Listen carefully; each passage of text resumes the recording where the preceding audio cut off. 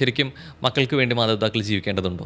മക്കൾക്ക് വേണ്ടിയിട്ട് മാത്രം മാതാപിതാക്കൾ ജീവിക്കണോ വേണ്ടോ എന്നുള്ളത് അവരവരുടെ ചോയ്സാണ്. പക്ഷെ എന്നെ സംബന്ധിച്ചിടത്തോളം എൻ്റെ കംപ്ലീറ്റ് ഹാപ്പിനെസ് എൻ്റെ മക്കളല്ല. എനിക്ക് മക്കളല്ലാത്ത അല്ലെങ്കിൽ ഉമ്മയല്ലാത്ത ഭാര്യയല്ലാത്ത മകളല്ലാത്ത ഒരു ഹുസ്ന നസ്രീൻ എനിക്ക് ഭയങ്കര ഇഷ്ടമാണ്. ഡെലിവറിക്ക് ശേഷം ഉണ്ടാകുന്ന ഡിപ്രഷനെ കുറിച്ചിട്ട് ഈ പുറമേക്ക് അധികം പറഞ്ഞിരുന്നില്ല. ഏറ്റവും അടുത്താണ് അത് കുറേ കൂടി പുറത്ത് അറിയുന്നതും സംസാരിക്കുന്നതും. ഇപ്പം ഞാൻ മദേഴ്സിന് വേണ്ടിയിട്ട് സെഷൻ എടുക്കുന്ന ഒരാളാണ്. ഇതിലൊരാൾ പറഞ്ഞിട്ടുണ്ട്, എനിക്ക് എൻ്റെ പ്രഷർ താങ്ങാൻ പറ്റാത്ത സമയത്ത് എൻ്റെ മൂത്ത കുട്ടി സ്കൂളിൽ നിന്ന് വരാൻ കാത്തിക്കുന്നതാണ്, അവൻ ഇങ്ങനെ കുത്താൻ വേണ്ടിയിട്ട് കോമ്പസിനെ കൊണ്ട് കുത്താൻ വേണ്ടിയിട്ട് വെയിറ്റ് ചെയ്തിട്ടുണ്ട്. ഒരു പാരന്റ് പറഞ്ഞിട്ടുണ്ട്, ബക്കറ്റിലേക്ക് ഇങ്ങനെ ഇറക്കി വെച്ചത് നീ അടക്കടക്കുന്നുള്ളത്. പിന്നെ ഒരു സെക്കൻഡ് ആകുമ്പോൾ ഇതെൻ്റെ കുട്ടിയാണല്ലോ നിലയിൽ വേഗം പൊക്കിയെന്നുള്ളത്. പുതിയ കുട്ടി ഉണ്ടാവുന്നു, പുതിയ സന്തോഷങ്ങൾ ഉണ്ടാവുന്നു ചെയ്യുന്ന സമയത്ത് പോസ്റ്റ് ഡിപ്രഷൻ എങ്ങനെ അത് ഒരു സൂസൈഡ് അറ്റംപ്റ്റിലോട്ട് പോകുന്നു എന്നുള്ള സാധനം ചോദിക്കാറുണ്ട്.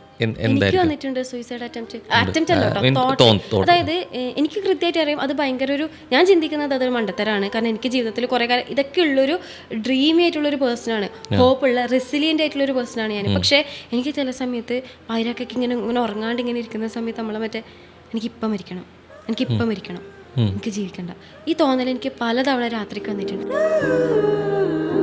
എന്താ പറയുക, ബാഹ്യമായിട്ടുള്ള മുറിവുകൾ ഉണങ്ങിയാലും ആന്തരികമായിട്ട് നമ്മൾ വാക്കുകൾ കൊണ്ട് കിട്ടുന്ന സംഭവങ്ങൾ പെട്ടെന്ന് ഉണങ്ങില്ല. ബോബി ജോസ് കട്ടക്കാട് പറഞ്ഞതുപോലെ തന്നെ നമ്മൾ കുട്ടികളെ പഠിച്ചു നോക്കുകയാണെങ്കിൽ പുറത്തുനിന്ന് അവർക്ക് കിട്ടുന്ന മുറിവിനേക്കാളും വലുതാണ് സ്വന്തം വീട്ടിൽ നിന്ന് അവർക്ക് കിട്ടിയിട്ടുള്ള മുറിവുകൾ. നമ്മൾ പറയും പാരൻസിൻ്റെ ലവാണ് ഭയങ്കര ലവ് എന്നുള്ളത്. പക്ഷെ പാരൻസിൻ്റെ ഈഗോ ഉണ്ടല്ലോ, നമ്മൾ ടീച്ചേഴ്സിൻ്റെ ഈഗോനെ പറ്റി ഡിസ്കസ് ചെയ്യുന്നുണ്ട്, അതിനേക്കാളും വലിയ ഈഗോ ആണ് പാരൻസിൻ്റെ ഈഗോ. ഞാൻ ഉദ്ദേശിച്ച പോലെ ഇവൻ വളരണം, എന്നെ അനുസരിച്ചിട്ടില്ലെങ്കിൽ മോനെ എൻ്റെ ശാപങ്ങാനം എനിക്ക്, നമ്മളതൊക്കെ ഒരു ടൂളായിട്ട് യൂസ് ചെയ്യുന്ന അത് ഇന്റൻഷനലി ഒന്നും ആയിരിക്കൂല. അവനേക്കാളും കൂടുതലായിട്ട് പഠിച്ചിട്ടില്ലല്ലോ, ഇങ്ങനെ കുറെ ഈഗോ, അതായത് ഞാൻ പറയുന്നത് ശരിയാണ് അവൻ അതിനെ തിരിച്ചു പറഞ്ഞിട്ടുണ്ടെങ്കിലൊക്കെ ഭയങ്കര പ്രശ്നക്കാരാകുന്ന പാരൻസ് ഉണ്ട്.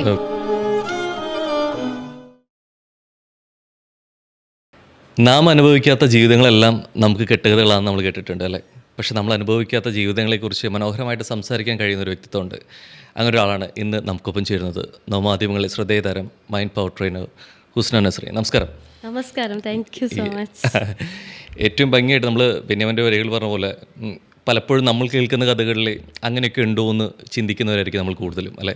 ഉൾക്കൊള്ളാൻ പറ്റാത്തവരായിരിക്കും. ഹുസ്ന തന്നെ പറയുന്നൊരു കാര്യമുണ്ട്, എനിക്ക് മെഴുകുതിരിയാവേണ്ട സൂര്യനായാൽ മതി എന്നുള്ളത്. പണ്ട് എവിടേക്കോ അപ്പം മെഴുകുതിരിയായിരുന്നോ? ആണ് മെഴുകുതിരി ആയിരുന്നോ എന്നുള്ളതല്ല, ഞാൻ എന്നുള്ളൊരു വ്യക്തിക്ക് എനിക്ക് അക്സെപ്റ്റൻസ് കിട്ടിയിട്ടുണ്ടായിരുന്നില്ല.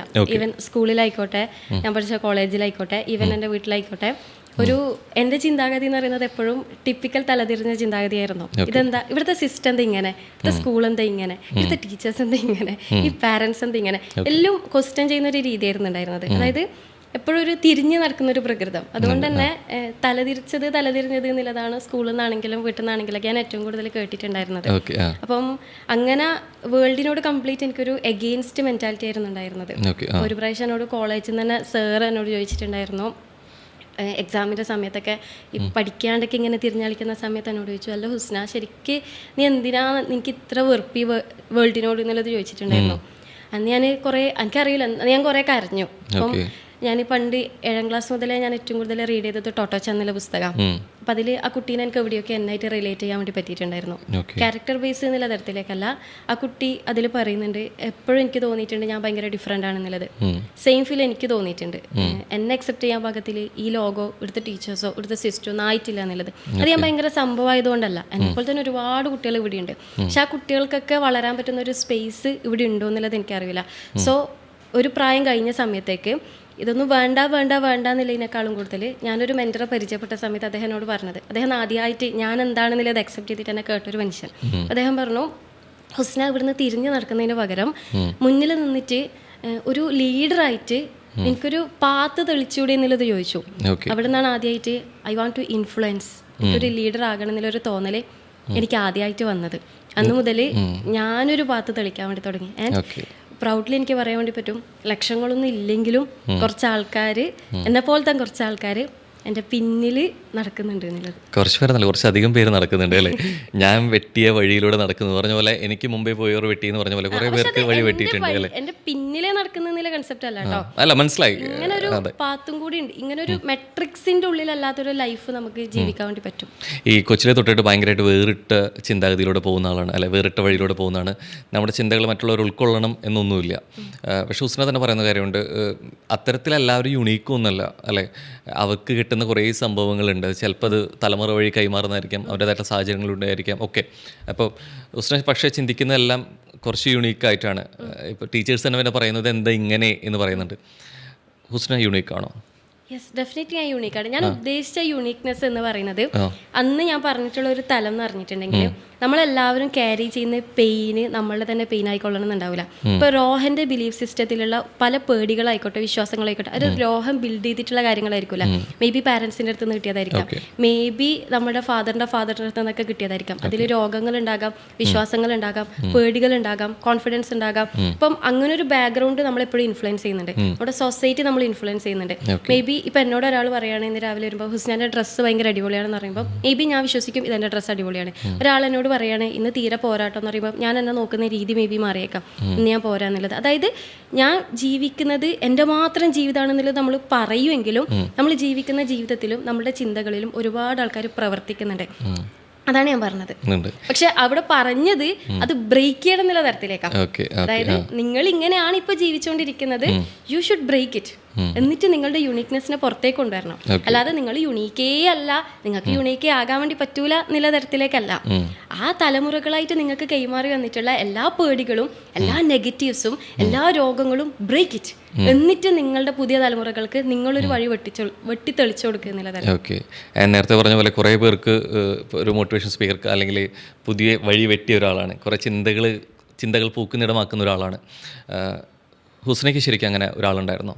Yes, definitely. ആരായിരുന്നു?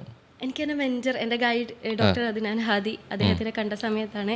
കാരണം അദ്ദേഹമാണ് ഞാൻ ആരാണ് എന്നുള്ളത് പരിപൂർണമായിട്ട് അക്സെപ്റ്റ് ചെയ്തത്. അതായത് എൻ്റെ തെറ്റുകൾ, ഞാൻ ഒരുപാട് തെറ്റുകളും ഒരുപാട് കുറവുകളും ഒരുപാട് എന്താ പറയുക നെഗറ്റീവ്സ് ഉള്ള ഒരു കോമൺ ആയിട്ടുള്ളൊരു പെൺകുട്ടിയായിരുന്നു. കുറേ സ്വപ്നങ്ങളുണ്ട്, കുറേ ചിന്തകളുണ്ട്, കുറേ പ്രതിഷേധങ്ങളും പ്രതികാരങ്ങളൊക്കെ ഉണ്ട്. അങ്ങനെയൊക്കെ ഉള്ളൊരു പെൺകുട്ടീനെ പരിപൂർണമായിട്ട് അക്സെപ്റ്റ് ചെയ്യുന്ന ഒരു പേഴ്സൺ ഉണ്ടെങ്കിൽ അതെൻ്റെ മെൻറ്ററാണ്. അതിനർത്ഥം ബാക്കി ആരും എൻ്റെ ലൈഫിൽ ഉണ്ടായിട്ടില്ല എന്നുള്ളതാണ് കേട്ടോ. എൻ്റെ വഴിയിൽ ഹസ്ബൻഡ് ആയിക്കോട്ടെ, പാരൻസ് ആയിക്കോട്ടെ, ഈവൻ എൻ്റെ മക്കളായിക്കോട്ടെ ഒക്കെ ഒരുപാട് സപ്പോർട്ടിങ് സിസ്റ്റം എനിക്കുണ്ട്. പക്ഷേ ആസ് എ പേഴ്സൺ എന്നെ പരിപൂർണമായിട്ട് ഉൾക്കൊള്ളിച്ചതൊരു മനുഷ്യനാണ്. അപ്പം അവിടുന്നാണ് എൻ്റെ ഒരു റിയൽ ജേർണി സ്റ്റാർട്ട് ചെയ്തതെന്നുള്ളത് ഞാൻ പറയും. അതായത് എൻ്റെ യുണീക്നെസ് ഞാൻ പുറത്തേക്ക് കൊണ്ടുവന്നത് അവിടെ മുതലാണ്. ഓക്കെ, ഈ പലപ്പോഴും സ്ത്രീകളുടെ ജീവിതം ഈ മെഴുകുതിരിയോടെ ഉപമിക്കാറുണ്ട് അല്ലെ, വരികളിലൂടെ എന്നുള്ളത്.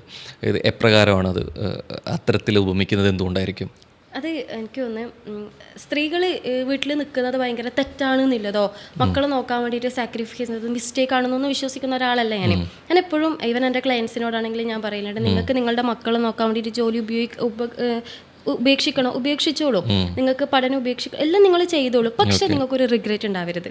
അതായത് ഇവര് കാരണം എനിക്കിങ്ങനെയൊക്കെ സംഭവിച്ചു, ഇവര് കാരണം ഞാൻ പഠിപ്പ് ഉപേക്ഷിച്ചു, ഇവര് കാരണം എൻ്റെ ലൈഫ് പോയി എന്നുള്ളൊരു തോന്നൽ നിങ്ങൾക്ക് ഉണ്ടാവരുത്. അതല്ലാതെ എനിക്കൊരു ജനറേഷനെ ബിൽഡ് ചെയ്യാൻ വേണ്ടിയിട്ട് ഐ റെഡി ടു സാക്രിഫൈസ് എന്ന് പറയുകയാണെങ്കിൽ ഓക്കെ. അതിൻ്റെ അപ്പുറത്തേക്ക് എൻ്റെ മക്കൾ ഉണ്ടായതുകൊണ്ടാണ്, എനിക്ക് ഭർത്താവ് ഉണ്ടായതുകൊണ്ടാണ്, ഭർത്താവിൻ്റെ വീട്ടിലായതുകൊണ്ടാണ്, അമ്മായിയും ഇങ്ങനെ ആയതുകൊണ്ട്, അങ്ങനത്തെ റീസൺസും എക്സ്ക്യൂസസും പറഞ്ഞിട്ട് ബാക്കിയുള്ളവരെ ബ്ലെയിം ചെയ്യുന്നതിന് പകരം നിങ്ങൾക്ക് എന്താണോ വേണ്ടത് അത് ഒരു ബ്ലെയിമിങ്ങും ഇല്ലാതെ, ഒരു റിഗ്രഷനും ലൈഫിൽ ഇല്ലാത്ത വിധത്തിലേക്ക് ചൂസ് ചെയ്യാം. കാരണം എല്ലാവർക്കും ജോലിക്ക് പോകണമെന്ന് ആഗ്രഹമൊന്നും ഉണ്ടാവില്ല, എല്ലാവർക്കും ഫിനാൻഷ്യലി ഇൻഡിപെൻഡന്റ് ആകണമെന്ന് ആഗ്രഹം ഇല്ലാത്തവരുണ്ടാകും. പക്ഷെ അതൊന്നും നമ്മുടെ റിഗ്രഷന്റെ പുറത്തോ ബാധ്യതയുടെ പുറത്തോ ഒന്നുള്ള തീരുമാനം ആകരുത്. അത്രേ ഉള്ളൂ. ഒരു സ്ത്രീയെ സംബന്ധിച്ചിടത്തോളം അതിൻ്റെ ഏറ്റവും ഭംഗിയായിട്ടുള്ള ഘട്ടങ്ങളാണല്ലേ മകൾ, പിന്നെ ഭാര്യ, പിന്നെ അമ്മ ആയിട്ട് മാറുന്നുള്ളത്. ഇത് മൂന്നും അല്ലേ സ്റ്റേജിലൂടെ പോയിട്ടുള്ള ഒരാളാണെന്നുള്ളത്. ഇതേത് ഘട്ടത്തിലാണ് ഇപ്പോഴാണ് സ്ത്രീ കുറേ കൂടിയും ഈ സ്വാർത്ഥ അല്ലാതെ ആവുന്നതും കുറേ കൂടി സാക്രിഫൈസ് ചെയ്യുന്നതും എപ്പോഴായിരിക്കും? സാക്രിഫൈസ് ചെയ്യുന്നത് ഡെഫിനറ്റ്ലി നമ്മൾ മദർ ആകുന്ന സമയത്താണ്. ഭാര്യയിലില്ല. ഭാര്യയിൽ എനിക്ക് സാക്രിഫൈസ് ചെയ്യേണ്ടതായിട്ട് വന്നിട്ടില്ല. കാരണം എനിക്ക് കിട്ടിയിട്ടുള്ള ഹസ്ബൻഡ് എന്ന് പറയുന്നത് ദൈവത്തിന് നന്ദി, എനിക്ക് സാക്രിഫൈസ് ചെയ്യേണ്ട ഒരു ഘടകം എനിക്ക് തന്നിട്ടില്ല. അത് കൊടുത്തിട്ടുള്ളവരുണ്ടാകും. ഇപ്പൊ എന്നോട് ചോദിക്കുന്ന ഒരു ക്വസ്റ്റ്യൻ ആയതുകൊണ്ട് എനിക്ക് സാക്രിഫൈസ് ചെയ്യേണ്ട വന്നിട്ടില്ല. പക്ഷെ എൻ്റെ മക്കളുടെ കാര്യത്തിൽ എനിക്ക് സാക്രിഫൈസ് ചെയ്യേണ്ടതായിട്ട് വന്നിട്ടുണ്ട്. കാരണം അവരുടെ കൂടി ഇരിക്കേണ്ട സമയങ്ങളുണ്ട്, അവർക്ക് വേണ്ടിയിട്ട് എൻ്റെ സമയം എനിക്ക് സാക്രിഫൈസ് ചെയ്യേണ്ടി വന്നിട്ടുണ്ട്, എൻ്റെ എനർജി എനിക്ക് കൊടുക്കേണ്ടി വന്നിട്ടുണ്ട്, എൻ്റെ ആരോഗ്യം എനിക്ക് കൊടുക്കേണ്ടി വന്നിട്ടുണ്ട്, എൻ്റെ ഹെൽത്ത്, നമ്മുടെ ബോഡി തന്നെ നമ്മൾ അവരെ ഡെലിവറി ചെയ്യാന്ന് പറയുന്ന സമയത്ത് നമുക്ക് കുറേ കാര്യങ്ങൾ മിസ്സാവും. അതൊക്കെ ഒരു സാക്രിഫൈസിങ് ആണ്. ആണ്. സാക്രിഫൈസിങ് എന്ന് പറയുന്നത് നെഗറ്റീവായിട്ടുള്ള ടേമിലല്ല കേട്ടോ, എനിക്ക് മാറ്റി നിർത്തേണ്ടതായിട്ട് വന്നിട്ടുണ്ട്. പക്ഷെ എൻ്റെ ഹസ്ബൻഡിൻ്റെ കാര്യത്തിലോ അല്ലെങ്കിൽ ഈവൻ പാരൻസിൻ്റെ കാര്യത്തിൽ ചെറുങ്ങനൊക്കെ നമ്മൾ സാക്രിഫൈസ് ചെയ്യേണ്ടതായിട്ട് വന്നിട്ടുണ്ട്. പക്ഷെ ഇപ്പം അല്ല കേട്ടോ, ഒരു ടൈമിൽ പറഞ്ഞ പോലെ തന്നെ അക്സെപ്റ്റൻസ് കിട്ടാത്തൊരു ടൈമിലേക്ക്. അല്ലാതെ മദറായിരിക്കുന്ന സമയത്താണ് പലതും നമ്മൾ വേണ്ടാന്ന് നോക്കുക. ഈ നമ്മൾ ഏറ്റവും കൂടുതൽ കേട്ടുള്ള കാര്യം 10 മാസം ചുമന്നതിൻ്റെ അല്ലേ. അപ്പോൾ ഈ പലപ്പോഴും ഇത് കേട്ട് അത് പറയുന്നൊരു വാക്ക് വരികളിൽ സിനിമകളിലൂടെ അത് കുറേയും കൂടി അത് പ്രചാരം ഉണ്ടായി എന്നുള്ളതാണ്. അപ്പം ഈ നേരത്തെ പറഞ്ഞൊരു കാര്യത്തിൽ മനസ്സിലാക്കുന്നുണ്ട്, ഇപ്പോൾ മറ്റൊരു ജീവന് വേണ്ടിയിട്ട്, ജീവിതത്തിന് വേണ്ടിയിട്ട് സാക്രിഫൈസ് ചെയ്യുന്നൊരു ലൈഫ് കൂടെ സ്ത്രീക്ക് ഉണ്ട് എന്നുള്ളൊരു സംഭവം. ഈ പ്രയോഗം എത്രത്തോളം അത് ശരിയാണത്? ഇതാണ് സാക്രിഫൈസിങ് എന്ന് പറയുന്ന സമയത്ത് 2 തരത്തിൽ നമുക്ക് കാണാം. ഇപ്പം ഞാൻ മഹാത്മാഗാന്ധി അദ്ദേഹത്തിൻ്റെ ലൈഫ് ഇന്ത്യക്ക് വേണ്ടിയിട്ട് സാക്രിഫൈസ് ചെയ്യാണ് ചെയ്തത്. അദ്ദേഹത്തിൻ്റെ കുടുംബജീവിതം പലപ്പോഴും മിസ്സായിട്ടുണ്ട്. അദ്ദേഹത്തിൻ്റെ ഭാര്യയും മകനും തന്നെ പറയുന്നുണ്ട് നല്ലൊരു ഫാമിലി മാൻ ആയിരുന്നില്ല എന്നുള്ളത്. പക്ഷെ അതിന് നമുക്കൊരു സാക്രിഫൈസിങ് എന്നുള്ളതിനേക്കാളും കൂടുതൽ ഒരു ബിഗ്ഗർ ആയിട്ടുള്ള ഒരു ഫ്രീഡത്തിന് വേണ്ടിയിട്ട് അദ്ദേഹത്തിൻ്റെ ഹാപ്പിനെസ്സോട് കൂടിയിട്ട് ചെയ്തിട്ടുള്ള ഒരു സാക്രിഫൈസ് ആണ്. അതേപോലെ തന്നെ നമ്മൾ ഒരുപാട് ജനതകൾ, ഒരുപാട് മനുഷ്യരെ കാണുകയാണെങ്കിൽ മറ്റു മനുഷ്യരുടെ നന്മക്ക് വേണ്ടിയിട്ട് പരിപൂർണമായിട്ട് വിതൗട്ട് എനി കണ്ടീഷൻ അല്ലെങ്കിൽ ഒന്നും തിരിച്ച് പ്രതീക്ഷിക്കാത്ത ഒരു കൊടുക്കലുണ്ട്.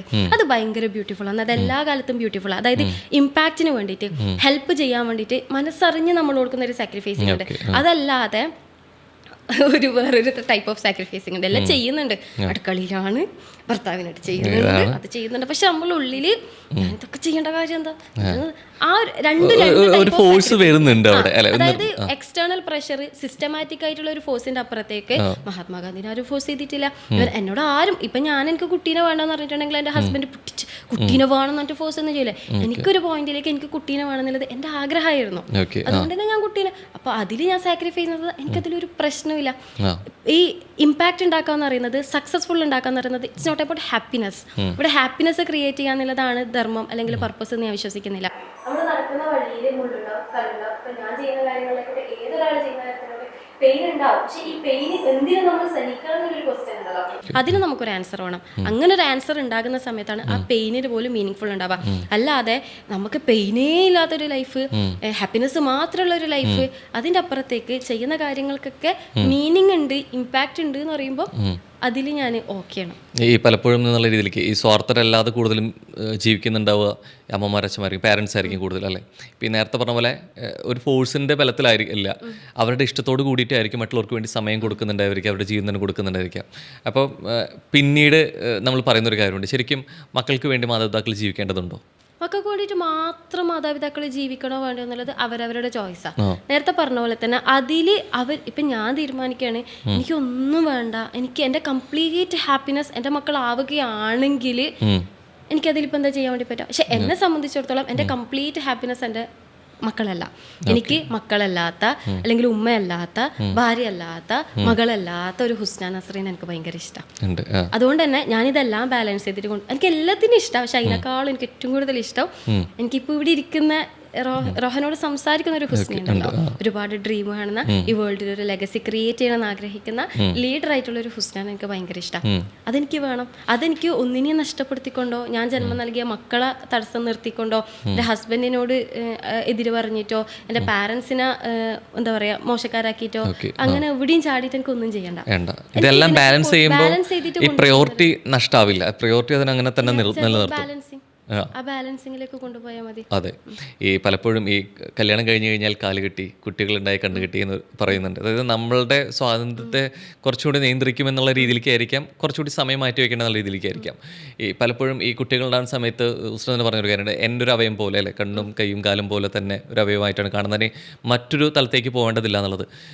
ഒരു ഭാര്യയാകുമ്പോഴോ അമ്മയാകുമ്പോഴോ അത് അടുത്തൊരു ജീവിതമായിട്ട് മാറുന്നുണ്ടോ, അല്ലെങ്കിൽ കുറേയേറെ പരിമിതികൾ വരുമോ ശരിക്കും?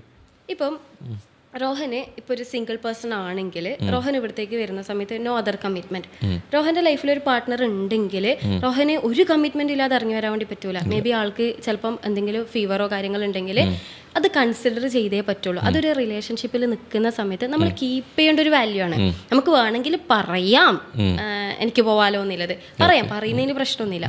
പക്ഷെ ഇറ്റ്സ് എ വാല്യൂ അഡീഷൻ എന്ന് പറഞ്ഞൊരു സാധനം ഉണ്ടല്ലോ, നമുക്കുള്ളൊരു കമ്മിറ്റ്മെന്റ് എന്നുള്ളത്. അതിപ്പോൾ ഒരു പേഴ്സൺ ആകുന്നത് 2, 3, 4 പേഴ്സൺ ആകുന്ന സമയത്ത് നമ്മൾ കൺസിഡർ ചെയ്യേണ്ട, നമ്മൾ കമ്മിറ്റ് ചെയ്യേണ്ട കുറച്ച് വാല്യൂസ് ഉണ്ടാവും. അവിടെ ചിലപ്പോൾ നമ്മളൊന്ന് സ്ലോ ആയേക്കാം, ചിലപ്പോൾ നമ്മൾ റെസ്റ്റ് എടുത്തേക്കാം, ചിലപ്പോൾ നമ്മളൊന്ന് ചില കാര്യങ്ങൾ സാക്രിഫൈസ് ചെയ്യേണ്ടി വന്നേക്കാം. പക്ഷെ എൻഡ് ഓഫ് ദി ഡേ ഇതൊക്കെ കാണുമ്പോഴാണ് എനിക്ക് ഹാപ്പി. ഇത് എപ്പോഴെങ്കിലും നേരത്തെ പറഞ്ഞ കുറേ ഇഷ്ടങ്ങളും ചിന്തകളും സ്വപ്നങ്ങളുള്ള ആളാണ്.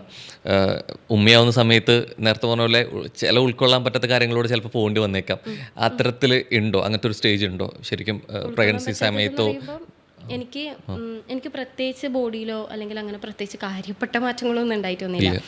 പക്ഷെ അതിൻ്റെ അപ്പുറത്തേക്ക് എനിക്ക് ഉറക്കം ഭയങ്കര ഇമ്പോർട്ടൻ്റ് ആണ്. എനിക്ക് ഉറങ്ങിയിട്ടില്ലെങ്കിൽ എനിക്ക് ഭയങ്കര പ്രശ്നം. അതുപോലെ തന്നെ എനിക്ക് ഫുഡ് കഴിക്കുന്ന സമയത്ത് എനിക്ക് ആരും ഉണ്ടാവാണ്ട് നല്ല കാലെല്ലാം വെച്ച് എനിക്ക് അങ്ങനെയൊക്കെ കഴിക്കണം, കംഫർട്ടബിൾ ആയിട്ട് ഇരിക്കണം. അപ്പം അത് രണ്ടും എനിക്ക് ഫസ്റ്റ് ഭയങ്കര പ്രശ്നമായിരുന്നു. അത് രണ്ടും ബാലൻസ് ചെയ്യാനും എനിക്ക് പ്രശ്നമായിരുന്നു. പക്ഷേ അതിപ്പം എന്നെ ആരും ഹെൽപ്പ് ചെയ്തിട്ട് മക്കളെ അതൊന്നും ഉണ്ടായിട്ടില്ല. സെയിം റിയാലിറ്റി, അതായത് ഉറക്കം ബാലൻസ് കുറവാണ്. കുട്ടികളാണ് ഇപ്പം ഞാൻ ഫുഡ് കഴിക്കുമ്പോൾ ഒരാൾ ഇപ്പുറത്തുനിന്ന് തൂങ്ങുന്നുണ്ടാവും, ഒരാൾ ഇപ്പുറത്തുനിന്ന് തൂങ്ങുന്നുണ്ടാവും. പക്ഷെ അവിടെ എനിക്ക് കിട്ടിയിട്ടുള്ളൊരു മാനേജിങ് പവർ ഉണ്ട്, പണ്ടില്ലാത്ത ഒരു മാനേജിങ് പവർ. പണ്ട് എനിക്ക് ഉൾക്കൊള്ളാൻ പറ്റാത്ത ചില കാര്യങ്ങൾ കുറച്ചും കൂടി ഉൾക്കൊള്ളുമ്പം ഞാൻ കുറച്ചും കൂടി ഇമ്പ്രൂവ് ആയി ഞാൻ ചിന്തിക്കുന്നു. അതായത് ആ ഹാർഡർ ഫേസിനെ ഞാൻ കംഫർട്ടബിൾ ആക്കാൻ പാകത്തിൽ എന്നെ വളർത്തി. ഓക്കെ, ഈ രണ്ട് കുട്ടികളുടെ ഉമ്മയാണ്. അപ്പോൾ സ്വാഭാവികമായിട്ട് നമ്മളുടെ ഒരു മൈൻഡ് സെറ്റ് ഉണ്ടായിരിക്കാം, അല്ലെങ്കിൽ നമ്മളുടേതായിട്ടുള്ള മൂഡ് കാര്യങ്ങളുണ്ടായിരിക്കാം. അപ്പോൾ ഇവർ നമ്മളുടെ അടുത്ത് ആവശ്യം പറഞ്ഞു വരുമ്പോഴോ നമ്മളുടെ അടുത്ത് പ്രതീക്ഷിക്കുന്ന കുറച്ച് കാര്യങ്ങളുണ്ടാവും, അവരുടെ ഒരു പ്രായത്തിനനുസരിച്ചായിരിക്കും. പക്ഷെ നമ്മളത് ഡീൽ ചെയ്യാൻ ചിലപ്പോൾ അങ്ങനെ ആയിരിക്കണം എന്നില്ല, നമ്മുടെ അപ്പോഴത്തെ ഒരു മാനസികാവസ്ഥയ്ക്ക് അനുസരിച്ചും കൂടിയായിരിക്കും. നമ്മൾ മാറേണ്ടി വരുമോ ശരിക്കും അതനുസരിച്ച്? അത് കുറേ കൂടി ബുദ്ധിമുട്ടാണോ അങ്ങനെ പാരന്റിങ്? ബുദ്ധിമുട്ടാണോ എന്ന് വെച്ചിട്ടുണ്ടെങ്കിൽ അത് ഡിപ്പെൻസ് നമുക്ക് പറയാൻ വേണ്ടി പറ്റും. ഇപ്പം ഞാനിപ്പം മദേഴ്സിനെ കോച്ചിങ് നടത്തുന്ന ഒരാളാണ്. ഇപ്പോൾ ഒരുപാട് ആൾക്കാർ അങ്ങനത്തെ കേസസ് പറഞ്ഞിട്ടുണ്ട്, തുടക്കത്തിൽ എനിക്കും ഉണ്ടായിട്ടുണ്ട്. അതായത് ഞാനിപ്പം എല്ലാ പരിപാടിയും കഴിഞ്ഞിട്ട് ഭയങ്കര സിസ്റ്റമാറ്റിക് ആയിട്ടുള്ള ഒരാളാണ് ഞാൻ. 11 മണിക്ക് ഇന്നത്, 12 മണിക്ക് ഇന്നത്, അങ്ങനെയൊക്കെ വെച്ചത്. അപ്പം ഞാൻ 11 മണിക്ക് എല്ലാം കഴിഞ്ഞിട്ട് ഇരിക്കുമ്പോഴേക്കും ഉമ്മാന്ന് പറഞ്ഞിട്ട് അപ്പിയിടാൻ മുട്ടിയിട്ടുണ്ടാവും, പമ്പേഴ്സിൽ അപ്പിയിട്ടിട്ടുണ്ടാവും, കരയുന്നുണ്ടാവും. അപ്പം എനിക്ക് സാധനം വന്നിട്ടുണ്ടായിരുന്നു. പക്ഷെ പിന്നെ ഒരു പോയിന്റിലേക്ക് ഞാൻ റിയാലിറ്റി ആക്സെപ്റ്റ് ചെയ്തു. അതായത് എനിക്ക് ഞാൻ ചിന്തിച്ചിട്ടുണ്ട്, എന്താ എൻ്റെ ഉമ്മാക്ക് എൻ്റെ മക്കളെ നോക്കിയാൽ ഇവർക്കൊക്കെ നോക്കിയാൽ എന്താ എന്നൊക്കെ ഞാൻ ചിന്തിച്ചിട്ടുണ്ടായിരുന്നു. പക്ഷെ ഞാൻ ചിന്തിച്ചു, ഇത് ഞാൻ ജന്മം നൽകിയിട്ടുള്ള എൻ്റെ മക്കളാണെന്നുള്ളത് ഞാൻ ആക്സെപ്റ്റ് ചെയ്തു. ഞാൻ പരിപൂർണ്ണമായിട്ട് ആക്സെപ്റ്റ് ചെയ്തു. ഇത് ഇങ്ങനെയാണ് എൻ്റെ റിയാലിറ്റിനെ ഞാൻ ആക്സെപ്റ്റ് ചെയ്തു. ഇപ്പോൾ വേനൽ വന്നിട്ടുണ്ടെങ്കിൽ ചൂടായിരിക്കും എന്ന് പറയുമ്പോൾ നമ്മളതിനെ ആക്സെപ്റ്റ് ചെയ്യാണ്. എന്നിട്ട് നമുക്ക് എന്ത് സൊല്യൂഷൻ കൊണ്ടുവരാൻ വേണ്ടി പറ്റും? AC ഉണ്ടാക്കാൻ വേണ്ടി പറ്റും, അല്ലെങ്കിൽ ഫാൻ നമുക്ക് ഉണ്ടാക്കാൻ വേണ്ടി പറ്റും. സോ അതിൽ നിന്ന് എന്ത് സൊല്യൂഷൻ കണ്ടെത്താൻ വേണ്ടി പറ്റും എന്നുള്ളത് ഞാൻ ചിന്തിച്ചു. ആ സമയത്ത് എൻ്റെ ഓഫീസിൻ്റെ ഇപ്പുറം തന്നെ, അല്ലെങ്കിൽ ഓഫീസ് എന്ന് പറയുന്നത് എൻ്റെ ടേബിളിൻ്റെ ഇപ്പുറം തന്നെ ഞാനൊരു വലിയൊരു സാധനം വാങ്ങിയിട്ട് അതിൽ ടോയ്സ് കാര്യങ്ങളൊക്കെ ഇട്ടിട്ട് അതിൻ്റെ അകത്തേക്ക് ഇട്ടെ. ആദ്യം എനിക്ക് ഈ ഓഫീസിൽ അല്ലെങ്കിൽ വർക്ക് ചെയ്യുന്ന സമയത്ത് നമുക്കൊരു പെർഫെക്ഷനിസ്റ്റ് ഉണ്ട്, ഇവിടെ നിന്ന് ചെയ്യാൻ വേണ്ടി പറ്റുള്ളൂ, ഇങ്ങനെ ചെയ്യുന്ന സമയത്താണ്. ആ ഒരു എസ്തെറ്റിക് വൈബ് ഞാനൊന്ന് മാറ്റി ആ പിള്ളേരെ വടിയിലിരുന്നിട്ട് ഞാൻ ചെയ്യാൻ വേണ്ടി തുടങ്ങി. അപ്പം ആദ്യം അത് എനിക്ക് ഞാൻ എന്തിനാ ഇത് ചെയ്യേണ്ട കാര്യം എന്നുള്ളൊരു തോന്നൽ വന്നിട്ടുണ്ടെങ്കിലും ഇതെന്റെ മക്കളാണല്ലോ. അതെ, അത് ശരിക്കും ചിന്തയിലാണോ സംഭവിക്കണേ? ഇതെന്റെ മക്കളാണ്, ഞാൻ ചെയ്തേ പറ്റൂ എന്നുള്ളൊരു സാധനം കൊണ്ടാണോ അതോ ഉണ്ട്? അത് ഓട്ടോമാറ്റിക്കലി ഒരു ഇപ്പം അമ്മയായിട്ട് മാറുന്ന സമയത്ത് അത് വരും, അത് നാച്ചുറലി വരുമോ എന്നാണ് ഞാൻ ചോദിച്ചത്. എനിക്ക് വന്നിട്ടുണ്ട് നാച്ചുറൽ. കാരണം ഞാൻ പറഞ്ഞ പോലെ കുട്ടികളെ എനിക്ക് ഭയങ്കര താല്പര്യങ്ങളോ ഭയങ്കര ഇഷ്ടങ്ങളോ ഒന്നും അല്ലാത്ത ഒരു കുട്ടിയായിരുന്നു. അതായത് സാറ എന്ന് പറഞ്ഞ സിനിമയിലുള്ള സെയിം ക്യാരക്ടറാണ്. കുട്ടികളുണ്ടെങ്കിൽ ഡ്രീം ഒന്നും പറ്റൂലായിരിക്കാം. കാരണം ഞാൻ അത്രയും സ്വപ്നം കാണുന്ന ഒരാൾക്ക് കുട്ടിയൊക്കെ വന്നിട്ടുണ്ടെങ്കിൽ ഇതെങ്ങനെയാണ് നടക്കാന്നൊക്കെ ചിന്തിച്ചിട്ടുള്ള ഒരാളായിരുന്നു ഞാൻ. പക്ഷെ എനിക്കൊരു കാര്യം തീരുമാനിച്ചിട്ടുണ്ടെങ്കിൽ അത് നരകത്തിലേക്ക് ആണെങ്കിലും പോകണമെന്നില്ലത് പോലെ. അപ്പൊ എനിക്കൊരു പോയിന്റിൽ പൂതി വന്ന് എനിക്ക് കുട്ടി വേണമെന്നുള്ളത്. അങ്ങനെ തീരുമാനിച്ച സമയത്ത് നെക്സ്റ്റ് മന്ത് ഞാൻ പ്രഗ്നന്റ് ആയി, എനിക്ക് കുട്ടിയായി. പിന്നെ നമുക്കിതൊരു തിരിച്ചുപോക്കി. ചില സമയത്ത് വയറുണ്ടാകുമ്പോഴാണ് പഠിച്ചോനെ ഞാൻ എന്ത് പണിയായി കാണിച്ചതെന്നില്ല തോന്നൽ എനിക്ക് ഉണ്ടായിട്ടുണ്ട്. പക്ഷെ നമുക്ക് ഒരുപാട് ഇമോഷൻസ് നമുക്ക് കടന്നു പോകുമല്ലോ. ചില സമയത്ത് പ്രഗ്നന്റ് ആയ സമയത്ത് വേണയോ ഇത് പാളിപ്പോയോ നിനക്കൊരു തോന്നലൊക്കെ ഉണ്ടായിട്ടുണ്ട്. പക്ഷെ ആദ്യത്തെ ടൈമിൽ ആഫ്റ്റർ ഡെലിവറി എനിക്ക് കിട്ടിയിട്ടുള്ളൊരു കാരണം ഒരു സ്പെഷ്യൽ പ്ലഷർ ഉണ്ട്. ആ തീരുമാനത്തിൽ നിന്നാണ് ഓക്കെ മക്കൾ കുറേ ഉണ്ടെങ്കിൽ പ്രശ്നമൊന്നുമില്ല എന്നുള്ളത്. അപ്പം എനിക്ക് ഭയങ്കര ഇഷ്ടമാണ് വീട്ടിൽ. എനിക്ക് ആ ഓറ ഭയങ്കര ഇഷ്ടമാണ്. കുട്ടികൾ ഭയങ്കര അങ്ങോട്ട് ചോടുന്നത് ഇങ്ങോട്ട് ഓടിച്ചാടുന്നത് ആ സംഭവങ്ങളൊക്കെ ഭയങ്കര ഇഷ്ടമാണ്. ഈ കുട്ടികളെ ഇഷ്ടമില്ലാത്തതിനൊരു കാര്യം, കുട്ടികൾ ഭയങ്കരമായിട്ട് നമ്മുടെ കയ്യിൽ നിൽക്കില്ല. ചിലപ്പോൾ ഇവർ പെരുമാറ്റമായിരിക്കാം, അല്ലെ, ചിലപ്പോൾ വാശികളായിരിക്കാം, അവരതേപോലെ തന്നെ വൃത്തിയിൽ കൊണ്ട് നടക്കുന്നൊരു സംഭവങ്ങളുണ്ട്. അപ്പോൾ അവരുടേതായിട്ടുള്ള പ്രാഥമിക കാര്യങ്ങളൊക്കെ നോക്കണം. ഇതൊന്നും ഇഷ്ടമില്ലാത്ത ഒരാൾ ഇഷ്ടപ്പെടാൻ ബുദ്ധിമുട്ടിയിട്ടുണ്ടോ ശരിക്കും? ശരിക്കും ഞാൻ ഈ കുട്ടി ഉണ്ടാവാന്ന് പറയുമ്പോൾ എനിക്ക് ഏറ്റവും കൂടുതൽ ഉണ്ടായ പേടി എന്ന് പറയുന്നത് ഈ അപ്പി എങ്ങനെയാ ഞാൻ കഴുകും, സദ്യ എങ്ങനെയോ കോര, ഈ രണ്ട് സാധനങ്ങളാണ് എനിക്ക് ഭയങ്കര പ്രശ്നമായിട്ടുണ്ടായിരുന്നത്. പക്ഷെ അത് നമ്മൾ കുട്ടി ഉണ്ടാകുമ്പോൾ ഫസ്റ്റ് തപ്പി എന്ന് പറയുന്നത് പ്രത്യേകിച്ച് പ്രശ്നമില്ലാത്ത തപ്പി. പക്ഷെ അതിങ്ങനെ ഗ്രാജുവലി ഇവോൾവ് ചെയ്യുന്നതിനനുസരിച്ചിട്ട് ഞാൻ ഇവോൾവ് ശരിക്കും ആ സമയം കിട്ടി അല്ലേ? ആ സമയം കിട്ടി. കാരണം ഫസ്റ്റ് ചെറിയ കുട്ടികൾ എന്ന് പറയുന്നത് ഒരു ചെറിയൊരു യെല്ലോ, അതായത് നമുക്ക് അതിനോട് പോലും ക്യൂട്ട്നെസ് തോന്നും. അത് ഗ്രാജുവലി ഇവോൾവ് ആയി എന്നുള്ളത് മാത്രമാണ്. പിന്നെ അതേപോലെ ഈ കുട്ടികളെന്ന് പറയുന്നത് ഞാൻ ഇങ്ങനെ കുട്ടിയായിട്ട് അക്സെപ്റ്റ് ചെയ്യുന്നതാ. ഇപ്പൊ ഞാൻ സ്കൂളിലേക്കൊക്കെ മിഞ്ഞാന്നൊരു കലോത്സവം ഉണ്ടായിരുന്നു. അപ്പൊ കുറെ ആളുടെ കയ്യിൽ കുട്ടികളുണ്ട്. അപ്പൊ കുട്ടികൾക്ക് എന്തോ ഒപ്പന ഒന്നും പ്രശ്നമല്ല, പ്രശ്നമാണ്. അപ്പൊ അവിടുത്തെ പാരന്റ്സ് ഇങ്ങനെ പ്രഷർ ചെയ്തിട്ട് മടിയിലിരിക്കട നോക്കട എന്നൊക്കെ പറയുമ്പം ഞാൻ വിട്ടിട്ടുണ്ടായിരുന്നത് രണ്ടാൾക്കാരും മണ്ണിൽ ഇങ്ങനെ തല്ല് മണ്ണാണ്, മൊത്തത്തിലും മണ്ണാ. അതേപോലെ എവിടെയാണെങ്കിലും വീട്ടിൽ നിന്നൊക്കെ പറയും ഒന്നും മര്യാദക്ക് നോക്കിക്കൂടെ, എല്ലാരും പറയുന്നത് മര്യാദക്ക് നോക്കിക്കൂടെ എന്നുള്ളത്. പക്ഷെ ഞാൻ അവരെങ്ങനെയാണോ അങ്ങനെ അങ്ങ് ഇളക്കി വിടല, അവരുടേതായിട്ടുള്ള ലോകത്തേക്ക് അങ്ങ് വിടും. അത്രേ ഉള്ളൂ. അല്ലാതെ ഞാൻ അവരെന്റെ മക്കളാണല്ലോ എന്നുള്ളത് ഫുഡ് കുറച്ചേ കഴിച്ചിട്ടുള്ളൂ അല്ലെങ്കിൽ ഇന്നതായിട്ടുണ്ട് അതൊന്നൊരു വലിയ കൺസേൺ ആയിട്ട് എടുക്കലില്ല. മക്കളാണെങ്കിൽ വീഴും, മക്കളാണെങ്കിൽ മുറിയും, പനി വരും, ജലദോഷം വരും, മണ്ണിൽ കളിക്കും, ചിലപ്പോൾ മണ്ണെടുത്ത് വായിലിടും. അത് അങ്ങനെ തന്നെ അക്സെപ്റ്റ് ചെയ്തിട്ട് അങ്ങ് വളർത്താനുണ്ട്. നേരത്തെ പറഞ്ഞ പോലെ പ്രഗ്നന്റ് ആവുന്നൊരു മൊമെന്റ് ഒരു പക്ഷേ നിങ്ങൾക്ക് കപ്പിളിന് ഉള്ള സന്തോഷങ്ങൾ കൂടുതൽ വരും നമ്മുടെ പാരൻസിനായിരിക്കും. ശരിക്കും എനിക്കൊന്ന് അവരായിരിക്കും കുറച്ച് ഗ്രാൻഡ് പാരൻസ് ആവുന്നതിൻ്റെ സന്തോഷം കുറച്ചുകൂടെ എക്സൈറ്റ്മെൻറ്റ് കൂടുതൽ കാണിച്ചേക്കാം. ആ സ്നേഹം നിങ്ങളുടെ പ്രഗ്നൻസി സമയത്ത് നിങ്ങളോട് കാണിക്കും. കെയറിങ് ഉണ്ടായിരിക്കും അല്ലേ. നമ്മുടെ സിനിമയിലുകളിൽ കാണുന്ന പോലെ പുളിമാങ്ങ വരും, മസാല ദോശ വരും, കുറേ സംഭവങ്ങളൊക്കെ വരും. അപ്പം ഈ ഡെലിവറിക്ക് ശേഷം ഈ സ്നേഹം സ്വാഭാവികമായിട്ട് ആ വരുന്ന കുട്ടിയോടായിട്ട് മാറും, താലോലിക്കും എന്നുള്ളത്. നമ്മളിവിടെയൊക്കെ തന്നെ ഉണ്ട് എന്ന് പറയേണ്ട ഒരു അവസ്ഥ വരും. ഇത് എത്രത്തോളം ബുദ്ധിമുട്ടുണ്ടാക്കുന്നതാണ് ശരിക്കും. പ്രഗ്നൻസി ടൈമിൽ ഇവരുടെ പുളിമാങ്ങിയ സാധനങ്ങളൊന്നും ഉണ്ടായിട്ടില്ല. അങ്ങനെയല്ല, അങ്ങനെ ഒരു സ്പെഷ്യൽ സാധനങ്ങളൊന്നും ഇല്ല. പിന്നെ അങ്ങനത്തെ ഒരു ഫീല് സത്യം പറഞ്ഞിട്ടുണ്ടായിട്ടില്ല. അല്ല, ഞാൻ പുളിമ അങ്ങനെ കഴിക്കാനുള്ള ഇഷ്ടം തോന്നിയെന്നല്ലേ ചോദിച്ചേ. കെയറിങ്ങിന്റെ ഭാഗമായിട്ട് കുറെ കാര്യങ്ങൾ ചെയ്യും. ഈ കെയറിങ് ഡെലിവറിക്ക് ശേഷം അവരെന്ന് പറയുന്നത് ഭയങ്കര ലവ് എക്സ്പ്രസ് ചെയ്യുന്ന അങ്ങനത്തെ ഒരാളൊന്നല്ല. പക്ഷെ അവരെ ഇത്രമാത്രം ഇവരെ എക്സ്പ്രസ് ചെയ്യുമെന്ന് എനിക്ക് തോന്നിയത് ഇവർക്ക് ഗ്രാൻഡ് ചിൽഡ്രൻസ് വന്ന സമയത്താണ്. ഇങ്ങനെയൊക്കെ സ്നേഹിക്കാൻ അറിയാം തോന്നൽ വന്നത്. പിന്നെ അത് എന്റെ മക്കളവിടെ ആയതുകൊണ്ട് എനിക്ക് പ്രത്യേകിച്ച് കുശുമ്പൊന്നും ഇല്ല. ഹസ്ബൻഡിന്റെ അടുത്ത് ആയിക്കോട്ടെ, he's A very matured person. അത് ആൾക്കറിയാം മക്കൾക്ക് എന്താ കൊടുക്കേണ്ടത്, ഭാര്യക്ക് എന്താ കൊടുക്കേണ്ടത് എന്നുള്ളത് അറിയുന്നത് കൊണ്ട് തന്നെ അങ്ങനത്തെ കോൺഫ്ലിക്റ്റ് ഉണ്ടായിട്ടില്ല. പക്ഷെ ചില സമയത്ത് നമുക്ക് കുയിന്താവും, കന്യാസ്നേഹം ചോദിക്കും, അത്രേ ഉള്ളൂ. ഈ നമ്മുടെ പാരൻസൊക്കെ ഇപ്പോൾ പണ്ട് കുറേ റീലിലിപ്പോൾ കണ്ടുവരുന്ന സംഭവമായിരിക്കും.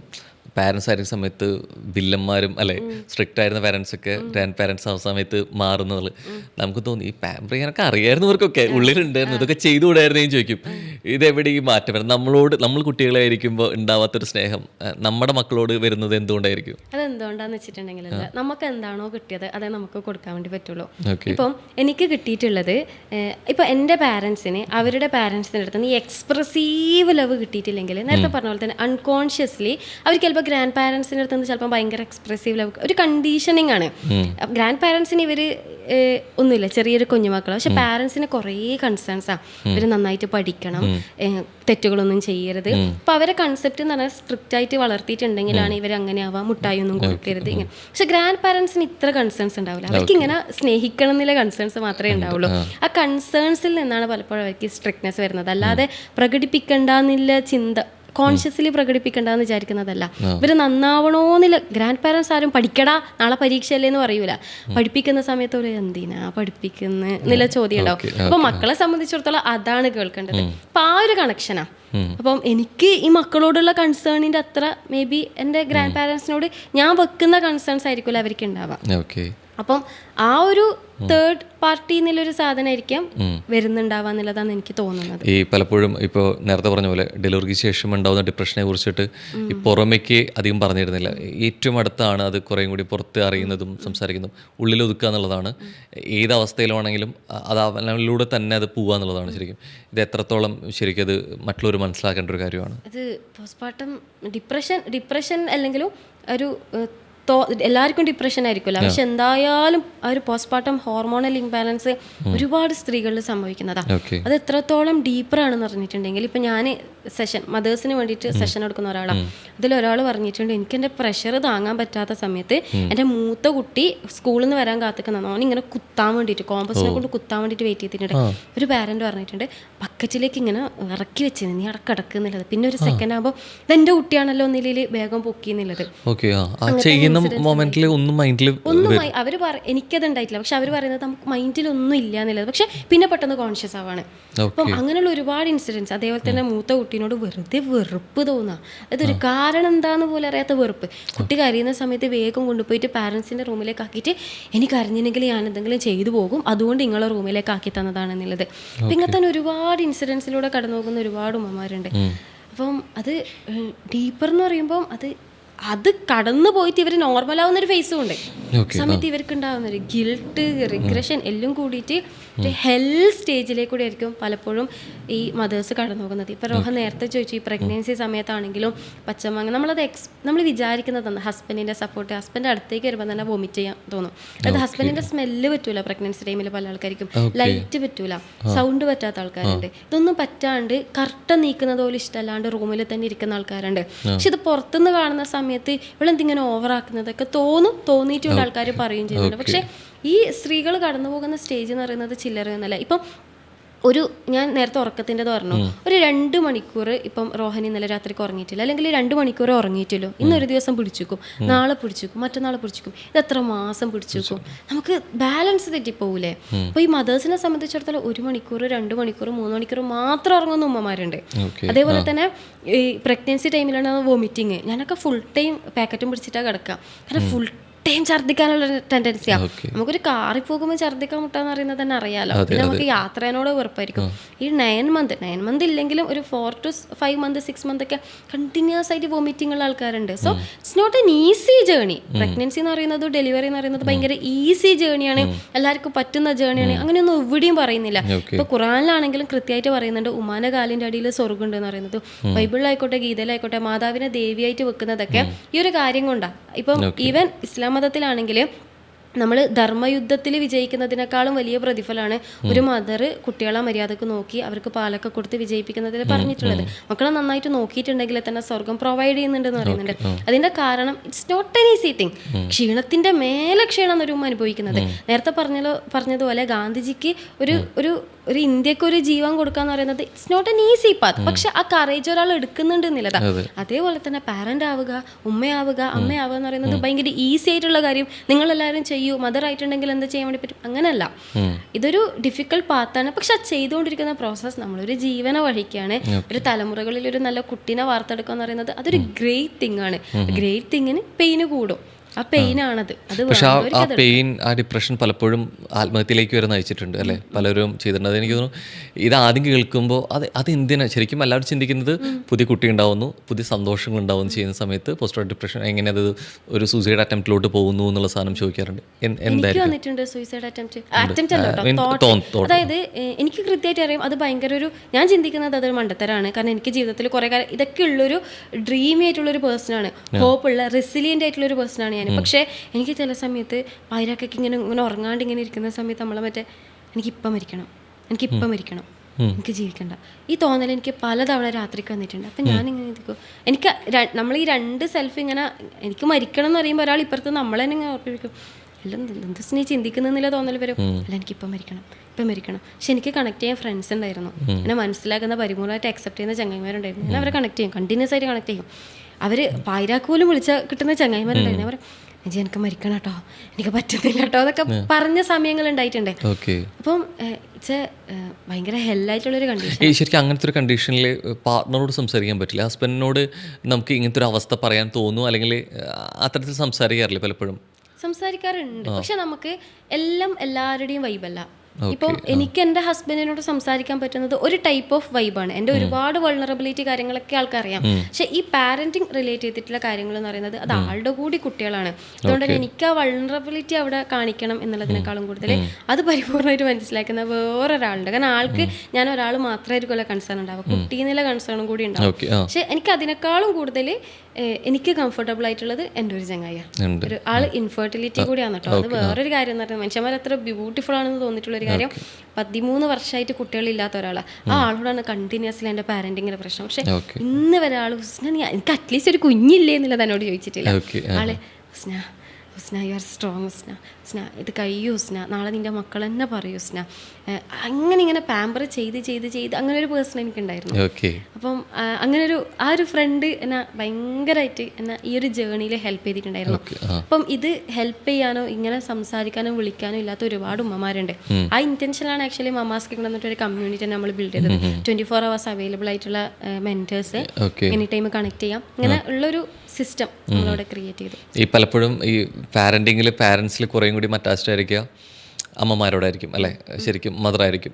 ഈ അച്ഛന്മാർക്ക് എവിടെയാണ് പരിമിതികൾ വരുന്നത് ഇതിൽ പാരന്റിങ്ങിൽ? എന്ത് കാര്യത്തിലായിരിക്കും പരിമിതി ഉണ്ടോ എന്നുള്ളത് എനിക്കറിയില്ല. ഒന്നാമത് ഇതിൽ സ്ട്രഗിൾ കൂടുതൽ എടുക്കുന്നത് മദറാണല്ലോ. ഓക്കെ. നമ്മളുടെ ഒരു സോളാണ് നമ്മുടെ കുട്ടി എന്ന് പറയുന്നത്. അതായത് എൻ്റെ ശരീരത്തിൽ നിന്ന് വന്നിട്ടുള്ള, എന്നിൽ നിന്ന് ഉത്ഭവിച്ചിട്ടുള്ള, അല്ലെങ്കിൽ എന്നിൽ നിന്ന് വളർന്നു വന്നിട്ടുള്ള, എൻ്റെ പൊക്കിൾ കൂടിയിൽ നിന്ന് അടർത്തി മാറ്റിയിട്ടുള്ള ഒരു കുഞ്ഞാണല്ലോ. അല്ലെങ്കിൽ ഞാൻ ഇവർക്ക് 2 വയസ്സൊക്കെ ആകുന്നതിന് ഞാൻ വിചാരിക്കും എൻ്റെ ഒറ്റൊരാളുടെ എക്സിസ്റ്റൻസിനെ കൊണ്ട് മാത്രം എക്സിസ്റ്റ് ചെയ്യുന്നത്, എൻ്റെ പാല് മാത്രം കുടിച്ചിട്ട് വളരുന്നത്. അവരുടെ ശരീരത്തിൽ ആകെയുള്ള ഒരു ഭക്ഷണം എന്ന് പറയുന്നത് എൻ്റെ മുലപ്പാല് മാത്രമാണെന്ന് പറയുമ്പോൾ നമുക്കുണ്ടാകുന്ന ഒരു ആത്മബന്ധമുണ്ട്. എസ്പെഷ്യലി നമുക്ക് ഈ ഫീഡിങ് ആയിക്കോട്ടെ, ഈ കാര്യങ്ങൾക്ക് ഉണ്ടാകുന്ന ഒരു ഭയങ്കര ആത്മബന്ധമുണ്ട്. മാത്രമല്ല എനിക്കൊന്ന് കൂടുതൽ മദറായിരിക്കും കുട്ടികളുടെ കൂടെ ഉണ്ടാകുന്നതും. അപ്പം അതുകൊണ്ട് തന്നെ എനിക്ക് തോന്നുന്നൊരു സ്പെഷ്യൽ കണക്ഷൻ കൂടുതലാണ് അങ്ങനെ മദേഴ്സിനോടായിരിക്കും എന്നുള്ളത്. ഈ പലപ്പോഴും നമ്മൾ പറയുന്നൊരു കാര്യമുണ്ട്, മാതാപിതാക്കൾ അധ്യാപകരാവുന്ന സമയമുണ്ട്, അധ്യാപകർ മാതാപിതാക്കളാവേണ്ട സമയമുണ്ട് അല്ലേ? ഇതെപ്പോഴാണ് ശരിക്കും ചെയ്യേണ്ടത്? പലപ്പോഴും ഒരു മാതാവ് എന്ന് പറയുന്നത് തന്നെ ഒരു അധ്യാപികയാണ്. അത് അധ്യാപികയാകാൻ വേണ്ടിയിട്ട് ചെയ്യേണ്ടത്. ഞാൻ പറയുന്നത്, നിങ്ങളൊരു സ്കൂളിൽ അധ്യാപികയാണെങ്കിൽ ആടെ അധ്യാപനം വെച്ചിട്ട് വീട്ടിലേക്ക് വന്നാൽ മതി. ഒരു ഉമ്മ എന്ന് പറയുന്നത് തന്നെ, അല്ലെങ്കിൽ അമ്മ എന്ന് പറയുന്നത് തന്നെ ഈ അധ്യാപിക അതിനേക്കാൾ എത്രയോ മീതെയുള്ള ഒരു അർത്ഥമാണ് അതിന്. അവിടെ കംപ്ലീറ്റ്ലി കുറേ പാഠങ്ങൾ കുട്ടിക്ക് പഠിപ്പിച്ചു കൊടുക്കാന്നുള്ളതല്ല, പാഠങ്ങൾ പഠിപ്പിച്ചു കൊടുക്കാൻ അധ്യാപികയുണ്ട്. അവിടെ അറിവും മര്യാദയും അദബും ഒക്കെ പഠിപ്പിക്കേണ്ടത് അവിടെ ടീച്ചർ ഉണ്ടെങ്കിൽ, ഉമ്മാൻ്റെ റോൾ എന്ന് പറയുന്നത് ഗിവ് ദം ലവ്, ഒരു ഡിവൈൻ ലവ്. ഞാൻ പാരന്റ് എന്ന് പറഞ്ഞിട്ടുണ്ടെങ്കിൽ ഞാൻ വിശ്വസിക്കുന്നത് it's A channel of divine love. ദൈവം ഖലീൽ ജിബ്രാൻ പറയുന്നുണ്ട്, നിങ്ങളുടെ കുട്ടി നിങ്ങളുടെ മാത്രം കുട്ടിയല്ല, അത് ഇങ്ങനെ ഉത്ഭവിക്കുന്ന ഒരു കുട്ടിയാണ്. അതേപോലെ തന്നെ എൻ്റെ റബ്ബു അല്ലെങ്കിൽ എൻ്റെ ബേബി എന്ന് പറയുന്നത് എന്നിൽ നിന്ന് വന്നിട്ടുള്ള ഒരു പരിപൂർണനായിട്ടുള്ള ഒരു മനുഷ്യനാണ്. ആ മനുഷ്യന് വേണ്ടിയിട്ടുള്ള ഒരു ഡിവൈൻ ലവ്, കെയർ, സപ്പോർട്ട്, എല്ലാ കാര്യങ്ങളും എനിക്കങ്ങനെ ഏറ്റവും ബെസ്റ്റായിട്ട് കൊടുക്കാൻ വേണ്ടി പറ്റാം. അല്ലാണ്ട് എൻ്റെ മോളാണ് IAS ആവണം, ഇതാവണം, അങ്ങനെ തന്നെ ഒരു കൺസേണും ഇല്ല. അവൻ എങ്ങോട്ടേക്ക് വേണമെങ്കിലും പോയിക്കോട്ടെ. പക്ഷെ അവൻ ഓർക്കുന്ന സമയത്ത് ഒരു ഉമ്മ അവനക്ക് സ്ട്രെങ്ത് ആയിട്ടും പ്രെയർ ആയിട്ടും സപ്പോർട്ടായിട്ടും ഉണ്ടായിട്ടുണ്ട്. അല്ലെങ്കിൽ ഈ സമയത്ത് അവർക്ക് കൊടുക്കേണ്ട ഒരു സപ്പോർട്ട്. ഇപ്പോൾ ഒരു ചെടി വളരുന്ന സമയത്ത് ഓരോ സമയത്തും ഓരോ സ്റ്റേജാണ്. വിത്താവുന്ന സമയത്ത് അതിന് വേണ്ടിയിട്ടുള്ളത് ഇരുട്ടാണ്. ആ ഇരുട്ടിൽ നിൽക്കുന്ന സമയത്ത് മാത്രമാണ് ആ വിത്തിന് പുറത്തേക്ക് വരാൻ വേണ്ടി പറ്റുള്ളൂ. അതാണ് നമ്മുടെ പ്രഗ്നൻസി എന്ന് പറയുന്നത്. അത് കഴിഞ്ഞിട്ട് അത് വളരുന്ന സമയത്ത് അതിന് ചിലപ്പോൾ കടുപ്പപ്പെട്ടിട്ടുള്ള സൂര്യനൊന്നും പറ്റൂല. അതിന് വേണ്ടിയിട്ടുള്ളത് ഒരു വാം ലൈറ്റ് ആയിരിക്കാം, കുറച്ച് വെള്ളമായിരിക്കും. അത് ആ സമയത്ത് അത് മാത്രം കൊടുക്കുക എന്നുള്ളതാണ്. അത് കഴിഞ്ഞിട്ട് കുറച്ചും കൂടി വളരുന്ന സമയത്ത് വേറെ കുറച്ചും കൂടി കാര്യങ്ങൾ അതിനായിരിക്കണം വിദ്യാഭ്യാസം, സ്കൂൾ വിദ്യാഭ്യാസം. അത് കഴിഞ്ഞിട്ടുണ്ടെങ്കിൽ ഫ്രണ്ട്സ്, ടീനേജ്, ഇങ്ങനെ ഓരോരോ സ്റ്റേജാണ്. മരം വളരുന്നത് പോലെ മരം വളർന്നിട്ട് തണലാവുക, പുഷ്പിക്കുക, കാര്യങ്ങളൊക്കെയാണല്ലോ. പക്ഷെ അത് വളരുന്ന സമയത്ത് ഓരോ സ്റ്റേജിലും ഓരോ ആൾക്കാരുണ്ടാവണം. കാലാകാലം ഉമ്മാൻ്റെ തണല് പറ്റിയിട്ട് നിൽക്കേണ്ട ഒരാളല്ല എൻ്റെ കുട്ടി. എൻ്റെ കുട്ടിക്ക് ആ തണല് വേണ്ട ഒരു ടൈം പീരീഡ് ഉണ്ട്. അതുവരെ അതിന് ഏറ്റവും ബെസ്റ്റായിട്ട് എന്ത് കൊടുക്കാൻ വേണ്ടി പറ്റും അത് ഞാൻ കൊടുക്കും. അത് കഴിഞ്ഞിട്ടുണ്ടെങ്കിൽ അവൻ കടന്നു നോക്കേണ്ടത് മേ ബി വിദ്യാഭ്യാസം എന്ന് പറഞ്ഞൊരു സ്ഥലമായിരിക്കാം. അവിടെ ടീച്ചർമാർ കൊടുക്കണം പരിപൂർണ്ണമായിട്ട്, അല്ലാതെ അത് ഞാനല്ല കൊടുക്കേണ്ടത്. അത് കഴിഞ്ഞിട്ട് അവൻ്റെ ഫ്രണ്ട്സ് കൊടുക്കേണ്ടത് ഫ്രണ്ട്സ് തന്നെ കൊടുക്കണം, അവൻ്റെ ഏജ് ഗ്യാപ്പിലുള്ളവർ തന്നെ കൊടുക്കണം. അവിടെ ഞാനല്ല കൊടുക്കേണ്ടത്. എനിക്കെന്താണോ കൊടുക്കേണ്ടത്, ഈവൻ ആ സമയത്താണെങ്കിലും ഞാൻ എന്താണോ കൊടുക്കേണ്ടത് അത് മാത്രമേ ഞാൻ കൊടുക്കുന്നില്ലതാണ്. ഈ പലപ്പോഴും ഈ വളർന്നു വരുന്ന സമയത്ത് പറയുന്ന കാര്യം, എൻ്റെ കുട്ടിക്കാലത്തെ കുറേ ട്രോമകളെ കുറിച്ച് എല്ലാവരും സംസാരിച്ചുകൊണ്ടിരിക്കും അല്ലേ? അത് കൂടുതലും ചിലപ്പോൾ പാരൻസിൻ്റെ നിന്ന് കിട്ടിയതായിരിക്കാം, സിബ്ലിങ്സ് നിന്നായിരിക്കാം, ചിലപ്പോൾ ചുറ്റുപാടും ബന്ധുക്കളൊക്കെ ആയിരിക്കും എന്നുള്ളത്. ഇപ്പോൾ ഈ ചൈൽഡ് അബ്യൂസ് എന്നുള്ള രീതിയിലേക്ക് പലപ്പോഴും ഈ പുറത്ത് വരുന്ന വാക്കുകൾ കുറച്ചുകൂടി കട്ടിയുള്ളത് വരുമ്പോഴായിരിക്കും പുറത്തോട്ട് വരുന്നുണ്ടാവുക. ഇതല്ലാതെയും സംഭവിക്കുന്നില്ലേ ശരിക്കും? അതായത് കുറേ കൂടിയും ഈ ചൈൽഡ് അബ്യൂസ് നടക്കുന്ന സമയത്ത് കുറേ കൂടിയും അത് കാഠിന്യമുള്ള സംഭവങ്ങളെല്ലായിരിക്കും പുറത്ത് വരുന്നുണ്ടാവുക. പക്ഷെ എനിക്കൊന്ന് എല്ലാവർക്കും പറയുന്നൊരു കാര്യമുണ്ട്, എൻ്റെ കുട്ടിക്കാലത്തെ കുറേ ട്രോമകൾ കാരണമാണ് ഞാനിപ്പോൾ ഇങ്ങനെ മാറിയത്, ഇങ്ങനെ ചെയ്യുന്നതെന്നൊക്കെ തോന്നും സ്വാഭാവികം. അപ്പോൾ എനിക്ക് തോന്നുന്നു എന്തുകൊണ്ടായിരിക്കും ഇത് ഇത്തരത്തിൽ വിചാരിക്കുമ്പോൾ നമ്മൾ വിചാരിക്കും അത് ഭയങ്കര ബിഗ് ആയിട്ടുള്ള അതായിരിക്കില്ല. ഇപ്പം എനിക്ക് ഹുലൂദ് എൻ്റെ റബു 2 മക്കളാണ്. ഞാൻ പ്രഗ്നൻ്റ് ആയിരിക്കുന്ന സമയത്ത്, രണ്ടാമത്തെ പ്രഗ്നൻസി സമയത്ത് തന്നെ ഞാൻ എൻ്റെ അയൽവാസികളോടും എൻ്റെ കുടുംബക്കാരോടൊക്കെ പറഞ്ഞത്, കാണാൻ വരുന്നതൊക്കെ കൊള്ളാം, ഇവിടെ വന്നിട്ട് എൻ്റെ ഉമ്മാക്ക് വേണ്ട, ഇനി പുതിയ കുട്ടിയായി ഇങ്ങനത്തെ വാക്ക് പറഞ്ഞിട്ടുണ്ടെങ്കിൽ അപ്പം ഞാൻ ഇറക്കിവിടും. അപ്പോൾ അങ്ങനത്തെ കുറച്ച് വേർഡ്സ് മതി അവർക്ക് എൻ്റെ ഉമ്മാക്കാൻ ഇഷ്ടമല്ല എന്ന് തീരുമാനിക്കാം. കുരുത്തക്കേട് കളിക്കുന്ന സമയത്ത് നീ ഉമ്മാന്റെ കുഞ്ഞല്ല എന്ന് പറയുന്ന ഒരു വേർഡ് ഉണ്ടല്ലോ, അത് മതി ട്രോമ ഉണ്ടാക്കാൻ വേണ്ടി. അല്ലാതെ ചിലപ്പോൾ നമ്മൾ കൊടുക്കുന്ന അടി, സ്നേഹത്തിൽ നിന്ന് നമ്മളൊരു അടി അടിച്ചിട്ടുണ്ടെങ്കിൽ അത് ട്രോമ ആയിക്കൊള്ളണമെന്നൊന്നും ഉണ്ടാവില്ല. ഓരോ അടിയും ഡിഫറെൻ്റ് ആണ് കേട്ടോ. ഞാൻ ഉദ്ദേശിച്ചത് ഒരു അടി ആയിരിക്കണം എന്നുണ്ടാവില്ല ട്രോമ, ഒരു വേർഡ് ആയിരിക്കാം മേ ബി ട്രോമ ഉണ്ടാവുക. ചിലപ്പോൾ ഒരു അവോയ്ഡിങ് ആയിരിക്കാം ട്രോമ ഉണ്ടാവുക. രാവിലെ ഞാൻ എപ്പോഴും ഞാൻ എല്ലാ മദേഴ്സിനോടും പറയുന്നതാണ്, നിങ്ങൾ കണ്ണാടിയിൽ നോക്കുന്നത് ചിരിച്ചോണ്ടാണ്. നമ്മൾ കണ്ണാടിയിൽ നോക്കുന്ന സമയത്ത് കോപ്രായം കാണിക്കൂല, നമ്മളെപ്പോഴും ചിരിച്ചോണ്ടാ നോക്കാം, ഭംഗിയുണ്ട്, ഭംഗിയാക്കാൻ വേണ്ടി നോക്കും. പക്ഷെ നിങ്ങളെ കാണുന്ന നിങ്ങളുടെ മക്കൾക്ക് നിങ്ങളുടെ മുന്നിൽ എന്താ മുഖം, ഉമ്മാന്ന് വിളിക്കുമ്പോൾ എന്താടാന്ന് ചോദിക്കുന്ന മുഖമാണെങ്കിൽ അവർ ആ മുഖം മാത്രമേ കാണുന്നുള്ളൂ. അടുക്കളയിൽ തിരക്കിട്ട് പണിയെടുക്കുന്ന ആ മുഖം മാത്രമേ കാണുന്നുള്ളൂ എങ്കിൽ ഈ മുഖമാണ് കുട്ടിക്ക് ഉമ്മ എന്ന് പറയുമ്പോൾ ഉണ്ടാവുക. എല്ലാ പാരൻസിന് ലവ് ഉണ്ടായേക്കാം, പക്ഷെ അവരുടെ ലവ് അല്ല മക്കള് കാണുന്നത്. ഭൂമി എപ്പോഴും, സൂര്യൻ എപ്പോഴും അവിടെ ഉണ്ടെങ്കിൽ നമുക്ക് ഇരുട്ടുണ്ടാവുന്നില്ലേ? അതേപോലെ പാരൻസിന് ലവ് ഉണ്ടാവാം. മെജോറിറ്റി ഓഫ് പാരൻസിന് കുട്ടികളെ ഇഷ്ടമില്ലായിട്ടൊന്നല്ല, തല്ലുന്നത് വെറുപ്പുണ്ടായിട്ടൊന്നല്ല. പക്ഷെ അവര് കാണുന്നത് ഈ തല്ലും ഇഷ്ടക്കേടും വെറുപ്പും മാത്രമായി പോകുന്ന സമയത്താണ് ഇതൊരു ബിഗർ ട്രോമയായിട്ട് മാറുന്നത്. ട്രോമ എന്ന് പറയുമ്പോൾ കുഞ്ഞു കുഞ്ഞു വേർഡ്സ് മതി, കുഞ്ഞു കുഞ്ഞു ഇൻസൾട്ടിങ് മതി, അവോയ്ഡ് മതി, അതൊക്കെ ട്രോമയാണ്. ഈ പലപ്പോഴും ആയുധത്തേക്കാൾ മൂർച്ചയുള്ളതാണ് നമ്മുടെ നാവ് എന്ന് പറയും അല്ലേ? ഈ എന്താ പറയുക, ബാഹ്യമായിട്ടുള്ള മുറിവുകൾ ഉണങ്ങിയാലും ആന്തരികമായിട്ട് നമ്മൾ വാക്കുകൾ കൊണ്ട് കിട്ടുന്ന സംഭവങ്ങൾ പെട്ടെന്ന് ഉണങ്ങില്ല. ബോബി ജോസ് കട്ടക്കാട് പറഞ്ഞതുപോലെ തന്നെ നമ്മൾ കുട്ടികളെ പഠിച്ചു നോക്കുകയാണെങ്കിൽ പുറത്തുനിന്ന് അവർക്ക് കിട്ടുന്ന മുറിവിനേക്കാളും വലുതാണ് സ്വന്തം വീട്ടിൽ നിന്ന് അവർക്ക് കിട്ടിയിട്ടുള്ള മുറിവുകൾ ഉണ്ടെന്നുള്ളത്. ഈ പലപ്പോഴും അങ്ങനെ കേൾക്കുന്ന, ഇപ്പോൾ കൊച്ചിൽ കേൾക്കുന്ന ഒന്നായിരിക്കും ഈ മക്കളോടുള്ള സ്നേഹത്തിലെ അല്ലെ ഈ വിഭജനം ഉണ്ടാവും, ഈ പാർഷ്വാലിറ്റി കാണിച്ചു എന്ന് പറയും.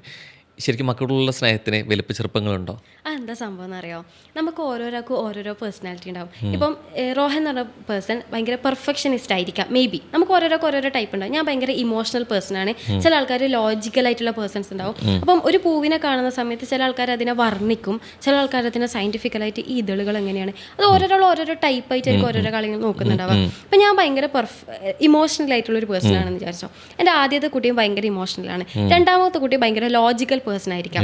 അപ്പം രണ്ടാമത്തെ കുട്ടിയായിരിക്കും എൻ്റെ കൂടെ നിൽക്കുന്നുണ്ടാവും. അപ്പം എനിക്ക് രോഗം വന്ന് അപ്പം മരുന്ന് വാങ്ങുന്നുണ്ട്, ഹോസ്പിറ്റലിൽ കാണിക്കുന്നുണ്ട്, എൻ്റെ കാര്യങ്ങളൊക്കെ പെർഫെക്റ്റ് ആയിട്ട് നോക്കുന്നുണ്ടാവും. പക്ഷെ ഇമോഷണലി ആൾക്ക് എന്നോടൊന്നും പറയാൻ വേണ്ടി പറ്റുന്നുണ്ടാവില്ല. പക്ഷെ രണ്ടാമത്തെ ആൾ പ്രത്യേകിച്ച് നോക്കുന്നൊന്നില്ലെങ്കിലും, ഒന്നാമത്തെ ആൾ പ്രത്യേകിച്ച് നോക്കുന്നൊന്നില്ലെങ്കിലും ഇമോഷണൽ ഇടക്കിടക്ക് വിളിച്ചിട്ട് ഉമ്മ ഐ ലവ് യു, ഉമ്മ സെറ്റ് അല്ലേ, ഓക്കെ അല്ലേ എന്ന് ചോദിക്കുമ്പോൾ എനിക്ക് ഇവൻ ഇട്ട എഫേർട്ട് എനിക്ക് ചിലപ്പോൾ കാണാൻ പറ്റിയെന്ന് വരില്ല. ഇപ്പുറത്തെ ആളായിരിക്കും എനിക്ക് കുറച്ചും കൂടി കണക്ട് ആവാം. അതായത് എനിക്ക് പറ്റിയിട്ടുള്ള ടൈപ്പ്, എനിക്ക് മനസ്സിലാവുന്ന ഒരു ടൈപ്പ് ഇവരാകുമ്പോൾ എനിക്ക് അവരോട് കുറച്ചും കൂടി സ്നേഹം ഉണ്ടാവും. അപ്പോൾ മറ്റൊരാൾ കുറച്ചും കൂടി തിരിഞ്ഞിട്ട് ലോജിക്കലായിട്ട് ചിന്തിക്കുന്ന ഒരാളാണെങ്കിൽ എനിക്ക് ഇതെന്താ തലയിരിഞ്ഞു പോയതെന്ന് എനിക്ക് തോന്നുന്നുണ്ടാവും. പക്ഷെ ഡീപ്പർ ഇൻസൈഡ് അവർക്കായിരിക്കും ഇപ്പുറത്തെ ആളെക്കാളും കൂടുതൽ സ്നേഹം ഉണ്ടാവുക. അപ്പം മക്കൾ ഡിഫറെൻ്റ് ആവുന്ന സമയത്ത് ചിലപ്പോൾ കേട്ടോ അങ്ങനെ ഉണ്ടാവുന്ന സമയത്ത് അങ്ങനെ ആയിരിക്കാൻ സംഭവിക്കുന്നുണ്ടാവുക. പാരൻസിന് കണക്ട് ആവുന്ന കുട്ടികളോടായിരിക്കും പാരൻസിന് കൂടുതൽ അറ്റാച്ച്മെന്റ്. ഇപ്പം എൻ്റെ കാര്യത്തിൽ എൻ്റെ ആദ്യത്തെ കുട്ടി റബ എക്സാക്ട് എൻ്റെ കോപ്പിയാണ്. അപ്പം എനിക്ക് ഭയങ്കര കണക്റ്റഡ് ഫീലാണ്. എനിക്ക് സെക്കൻഡ് ബേബി വന്ന സമയത്ത് എനിക്ക് കണക്ഷൻ കിട്ടുന്നില്ല, അതായത് എനിക്ക് ആളുടെ ടൈപ്പ് എനിക്ക് പിടുത്തം കിട്ടുന്നില്ല. സ്നേഹം ഇല്ലായിട്ടല്ല കേട്ടോ, ഐ മീൻ എനിക്കിത് ഈ കുട്ടീൻ്റെ ഒരു ലെവൽ എനിക്ക് അക്സെപ്റ്റ് ചെയ്യാന്നില്ലതിനേക്കാളും കൂടുതൽ കണക്ട് ആവുന്നില്ല, മനസ്സിലാവുന്നില്ല. പിന്നെ എനിക്കത് കിട്ടിയപ്പോൾ എനിക്ക് ആളുടെ വേ ഓഫ് പ്രസന്റേഷൻ എനിക്ക് മനസ്സിലായി. ഇത് ഞാൻ ആളോട് അത് മാത്രമേ ഞാൻ കാണിക്കൂ, ഇയാളോട് ഈ രീതിയിലേക്കും. ആള് ഭയങ്കര പാമ്പറിങ്ങാ, ഇവൻ ആ രീതിയിലല്ല. അപ്പം അത് രണ്ടാളടുത്ത് രണ്ട് രീതിയിലേക്കാണ് ഞാൻ എടുക്കുന്നത്. അത് ആളെ മനസ്സിലായിട്ടില്ലെങ്കിൽ തീർന്നില്ലേ, സ്നേഹമുണ്ട് പക്ഷെ എനിക്ക് മനസ്സിലാവുന്നില്ല. പക്ഷെ അത് അങ്ങനെ ഇത് ഇവര് മക്കള് തിരിച്ചറിയുന്ന സമയത്ത് ചിലപ്പോൾ നമ്മൾ പറയും ഉമ്മാക്ക് സ്നേഹം ഇക്കാനോടാ, അല്ലെങ്കിൽ ഉമ്മാക്ക് സ്നേഹം ഉണ്ണിയോടാ എന്നൊക്കെ പറയുന്ന ഒരു സംഭവം ഉണ്ടായിരിക്കും. ഇത് ഇവർ തിരിച്ചറിയുന്നത് അവർക്ക് ഉണ്ടാവുന്ന പെയിൻ ഭയങ്കര വലുതായിരിക്കും. ഭയങ്കര വലുതാണ്. ഇത് മക്കളല്ല തിരിച്ചറിയേണ്ടത്, പേരൻസ് അല്ല തിരിച്ചറിയേണ്ടത്. കാരണം അവർക്ക് ഇത് എൻ്റെ കുട്ടികൾ ഓരോരാളും ഡിഫറെന്റ് ആണെന്നുള്ളതും അവർക്ക് എന്താണോ വേണ്ടത് അതാണ് ഞാൻ കൊടുക്കേണ്ടത് എന്നുള്ളതാണ് അവിടെ പാരൻസ് എൻഷുർ ചെയ്യേണ്ടത്, നിൽക്കേണ്ടത്. പ്രീ മാരിറ്റൽ പാരന്റിങ് ക്ലാസ്, ഈ പാരന്റിങ് ക്ലാസ് എന്ന് പറയുന്നത് പാരന്റ് ടിപ്പ് അല്ല കേട്ടോ ഞാൻ ഉദ്ദേശിക്കുന്നത്. ഒരു ഓപ്പണായിട്ട് സ്നേഹിക്കുക എന്ന് പറഞ്ഞ സാധനം ഉണ്ടല്ലോ, ഒരു അൺകണ്ടീഷണലായിട്ട് സ്നേഹിക്കുക എന്ന് പറഞ്ഞ സാധനം. നമ്മൾ പറയും പാരൻസിൻ്റെ ലവാണ് ഭയങ്കര ലവ് എന്നുള്ളത്, പക്ഷെ പാരൻസിൻ്റെ ഈഗോ ഉണ്ടല്ലോ. നമ്മൾ ടീച്ചേഴ്സിൻ്റെ ഈഗോനെ പറ്റി ഡിസ്കസ് ചെയ്യുന്നുണ്ട്, അതിനേക്കാളും വലിയ ഈഗോ ആണ് പാരൻസിൻ്റെ ഈഗോ. ഞാൻ ഉദ്ദേശിച്ച പോലെ ഇവൻ വളരണം, എന്നെ അനുസരിച്ചിട്ടില്ലെങ്കിൽ മോനെ എൻ്റെ ശാപങ്ങാനം എനിക്ക്. നമ്മളതൊക്കെ ഒരു ടൂളായിട്ട് യൂസ് ചെയ്യുന്ന ഒരു, അത് ഇന്റൻഷനലി ഒന്നും ആയിരിക്കൂല. അതിനേക്കാളും കൂടുതലായിട്ട് പഠിച്ചിട്ടില്ലല്ലോ ഇങ്ങനെ കുറെ ഈഗോ. അതായത് ഞാൻ പറയുന്നത് ശരിയാണ്, അവൻ അതിനെ തിരിച്ചു പറഞ്ഞിട്ടുണ്ടെങ്കിലൊക്കെ ഭയങ്കര പ്രശ്നക്കാരാകുന്ന പാരൻസ് ഉണ്ട്. ഭയങ്കരമായിട്ട് വർക്കിംഗ് സാധനമാണ് പാരന്റൽ ഈഗോ എന്ന് പറയുന്നത്. പക്ഷെ അത് അധികാരം ഡിസ്കസ് ചെയ്യലില്ല. ഈ അങ്ങനെ അതിന്റെ ഈഗോന്റെ ഏറ്റവും പീക്ക് ലെവലാണോ ഇവൻ ഇന്ന പൊസിഷനിൽ എത്തണം, ഇവൻ ഇന്ന കോഴ്സ് എടുക്കാൻ പറ്റും എന്നുള്ളത്, കല്യാണം കഴിക്കണം, അല്ലെങ്കിൽ ഞാൻ പറയുന്ന കോഴ്സ് എടുത്താൽ മതി, എൻ്റെ ആഗ്രഹങ്ങൾ നീയാണ് നടത്തി തരുന്നത്, ആ കുട്ടിയുടെ ഫ്രീഡത്തോട് വിടാതെ ഞാൻ പറയുന്നത് ഞാനാണ് ഈഗോ എന്ന് പറയുന്നത് സംഭവം. അപ്പോൾ ഈ പലപ്പോഴും ഈ മുമ്പുണ്ടായിരുന്ന ഒരു കാര്യമാണ്, നമുക്ക് എന്തെങ്കിലും ഇഷ്ടമുള്ള അല്ലെങ്കിൽ ചിലപ്പോൾ ഈ പ്രൊഫഷണൽ കോഴ്സ് എന്തെങ്കിലും പോകുമ്പോഴോ എനിക്ക് അപ്പുറത്തേക്കായിട്ട് നമ്മുടെ ഇഷ്ടങ്ങൾ, അത് പ്രവർത്തന മേഖലയിലാണെങ്കിലും പഠിക്കാനൊക്കെ ഉണ്ടായിരിക്കും. പക്ഷെ അപ്പോൾ പറയുന്നൊരു കാര്യം, നീ ആദ്യം ഒരു ഡിഗ്രി എടുക്ക്, ആ ഡിഗ്രി എടുത്ത് കഴിഞ്ഞിട്ട് പിന്നെ നീ എന്താ വെച്ചാൽ അയക്കോ എന്ന് പറയുന്ന ഒരു സോക്കോട്ട് പരിപാടി ഉണ്ട് പറയുന്ന സംഭവം. ഈ ഇഷ്ടങ്ങൾ വരേണ്ടത് ഒരു സമയത്ത് പാരൻസ് പറഞ്ഞു കഴിഞ്ഞിട്ട് അതിനപ്പുറത്തേക്കാണ് പോകേണ്ടത്. എന്താന്ന് വെച്ചിട്ടുണ്ടെങ്കിൽ എല്ലാ ഈ പറഞ്ഞ പോലെ അഡ്വൈസുകളും ഈഗോയിൽ നിന്നുള്ളതല്ല. എല്ലാ അഡ്വൈസും ഉണ്ട്, ഈഗോയിസ്റ്റിക് ആയിട്ടുള്ള എന്താ പറയാ ഒരു ഇതുമുണ്ട്. നമ്മളെ പറയൂലേ ഇങ്ങനെ ചെയ്യണം എന്ന് പറയുന്നത്, രണ്ടും രണ്ടാ. പാരൻസ് പ്യുവറായിട്ട് ആഗ്രഹിക്കുകയാണ് എൻ്റെ കുട്ടിക്കൊരു പൊസിഷനിലേക്ക് എത്തണം എന്നുള്ള അവൻ്റെ നന്മ വിചാരിച്ചിട്ട് ചെയ്യുന്നതും, എനിക്ക് ഇവൻ ഇങ്ങനെയൊക്കെ ആക്കി എടുക്കണം എന്ന് പറഞ്ഞിട്ടുള്ള ഒരു സാധനം ഉണ്ടാവും. രണ്ടും രണ്ടാ. അപ്പം അതിനെ ആ രീതിയിലേക്ക് മെയിൻറ്റെയിൻ ചെയ്യും. അഡ്വൈസ് എന്ന് പറഞ്ഞുകൊണ്ട് തന്നെയാണ് ഇപ്പോൾ പറയും, മാതാപിതാക്കൾ പറയുന്നത് ആദ്യം കഴിക്കും പിന്നെ മധുരിക്കും നെല്ലിക്ക പോലെയാണെന്ന് പറയും അല്ലേ. അപ്പോൾ അവരവരുടെ തിരിച്ചറിവിലൂടെയും ലൈഫ് എക്സ്പീരിയൻസിലൂടെയും സംസാരിക്കുന്നുണ്ടായിരിക്കുക. മക്കൾക്ക് ആദ്യം മതി ബോധ്യമുണ്ടാവില്ല, പിന്നീട് തിരിച്ചറിയെന്ന് പറയും. ഇപ്പോൾ കുറേ കൂടി മാറ്റം വന്നിട്ടുണ്ട്. അതായത് മക്കൾ പറയുന്നതും കൂടി മാതാപിതാക്കൾ കേൾക്കണം, അവരുടെ ചിന്തകൾ കുറേ കൂടി മുൻപേ സഞ്ചരിക്കുന്നുണ്ട് എന്ന് പറയുന്നത് ഇത് എത്രത്തോളം ശരി? അതിൽ അഡ്വൈസിൽ തന്നെ ഒരുപാട് തലങ്ങളുണ്ട്. ഇപ്പോൾ രോഹൻ എന്നോട് പറയാണ്, ഇപ്പം ആസ് എ മദർ ആണെങ്കിൽ, ഉമ്മ ഞാൻ ഇന്നൊരു ഇൻ്റർവ്യൂവിലേക്ക് പോകുന്നുണ്ട്, ഇന്ന് നീ ഇൻ്റർവ്യൂവിലേക്ക് പോകണ്ടല്ലോ, അതിന് ഇന്ന് നീ ഇൻ്റർവ്യൂവിലേക്ക് പോകുന്നു, ഇന്ന് നാളെ പോയാൽ മതി, അല്ലെങ്കിൽ ഇന്ന് നീ പോകണ്ട, അങ്ങനത്തെ സാധനങ്ങളുണ്ട്. ഇനിയിപ്പോൾ ഞാൻ പോവാണ്ട് ചെയ്തിട്ടുണ്ടെങ്കിൽ നിനക്ക് വേറെ എന്തെങ്കിലും പണിക്ക് പോയിക്കൂടെ, എന്തിനാ ആ ഇൻ്റർവ്യൂവിൻ്റെ വേക്കിലേക്ക് പോകുന്നത്?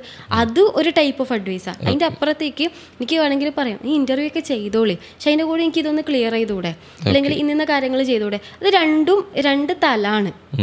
ഓക്കെ. ഇനി അതേപോലെ തന്നെ ചിലത് എൻ്റെ മാത്രം പേഴ്സണൽ താല്പര്യങ്ങളിൽ നിന്ന് വരുന്ന സാധനം ഉണ്ടാവും. നീ അത് ചെയ്യണ്ട, നീ ഇത് മാത്രം ചെയ്താൽ മതി, അല്ലെങ്കിൽ ഇത് ഓരോരോ തലങ്ങളുണ്ടല്ലോ. ആ തലങ്ങൾക്കനുസരിച്ചിട്ട് ഇത് തെറ്റിൻ്റെയും ശരിൻ്റെയും വ്യാപ്തി കൂടുന്നതാണ് ഞാൻ വിശ്വസിക്കുന്നത്. ഈ പലപ്പോഴും നമ്മൾ പഠിക്കാനിരിക്കുന്ന സമയത്ത് നമ്മൾ പഠിക്കാനുള്ള ഒരു മൂഡുണ്ടാവും. ആ സമയത്ത് എങ്ങാനും പെട്ടെന്ന് അമ്മ വന്നിട്ട് പഠിക്കണമെന്ന് പറഞ്ഞു കഴിഞ്ഞാൽ പിന്നെ നമ്മൾ പഠിക്കില്ല. അതായത് ഞങ്ങൾ ചെയ്യാൻ പോകുന്ന സംഭവം പെട്ടെന്ന് പറഞ്ഞു കഴിഞ്ഞാൽ എന്നാൽ ഇനി കുറച്ച് കഴിഞ്ഞാൽ അപ്പോൾ എന്നുള്ള സാധനം വരും. എന്തുകൊണ്ടായിരിക്കും അങ്ങനത്തെ ചിന്തകൾ വരുന്നുണ്ടാവുക? അത് അതാണ് ഈ പറഞ്ഞ പോലെ തന്നെ കുട്ടികൾ എന്ന് പറയുന്നത് അവർക്കും ഉണ്ടാവുമല്ലോ അവരുടേതായിട്ടുള്ള താല്പര്യങ്ങളും കാര്യങ്ങളൊക്കെ. അപ്പം ഈ പാരൻസ് ഐ ഡോണ്ട് നോ എന്തുകൊണ്ടാണത്. പക്ഷെ ഇത് കുറെ ഉണ്ടാവാറുണ്ടോ? ഉണ്ടാവാറുണ്ട്. ഇപ്പൊ പണിയെടുക്കാൻ പോകുമ്പോ നിങ്ങൾക്ക് എന്താ പണിയെടുത്താലും എടുക്കുന്നില്ല എന്നാ പിന്നെ ആവാം എന്നുള്ള സാധനം പറയും. ഈ നമുക്ക് കിട്ടിയതേ നമ്മൾ കൊടുക്കൂ എന്ന് ചിന്തിക്കുന്നവരുണ്ട്. അതെ, അതിനപ്പുറത്തേക്ക് തന്നെ ചിന്തിക്കുന്ന ഒരു കാര്യം കൂടിയുണ്ട്, എനിക്കോ കിട്ടിയില്ല ഞാനായിട്ടും അവർക്ക് കൊടുക്കും എന്ന് പറയും ചിന്തിക്കുന്നവരുണ്ട്. ഏതൊക്കെ കുറെ കൂടി ശരി? അതെന്താണെന്ന് വെച്ചിട്ടുണ്ടെങ്കിൽ, എനിക്ക് ഒരുപാട് അടി കിട്ടിയിട്ടുള്ള ഒരു കുട്ടിയാണ് അല്ലെങ്കിൽ ഒരു ആളാണ് ഞാനെങ്കിൽ ഞാൻ ചിന്തിക്കും എനിക്ക് എൻ്റെ കുട്ടീനെ ഞാൻ അടിക്കാതെ വളർത്തുന്നില്ലത്. പക്ഷേ എൻ്റെ ഉള്ളിൽ പ്രോഗ്രാംഡ് ആയിട്ടുള്ളത് ഒരുപാട് അടികളുടെ ഇമോഷൻസ് ആണെങ്കിൽ നാച്ചുറലി എന്നിൽ നിന്ന് വരുന്നതില്ലേ, കുരുത്തക്കൾ കളിക്കുമ്പോൾ ഒരു രണ്ടെണ്ണം കൊടുത്താലെന്നില്ല. പക്ഷേ ഓക്കെ ഞാൻ അടി കൊടുക്കുക അങ്ങനെ വേണമെങ്കിൽ എനിക്ക് കൺട്രോൾ ചെയ്യാം. പക്ഷെ നാച്ചുറലി നമുക്ക് കിട്ടിയതാ നമുക്ക് കൊടുക്കാൻ വേണ്ടിയിട്ട് പറ്റാം. ഈ ട്രോമ ഉള്ളവർക്കാണ് ട്രോമ പിന്നെ ബിൽഡ് ചെയ്തുകൊണ്ടിരിക്കുന്നത്.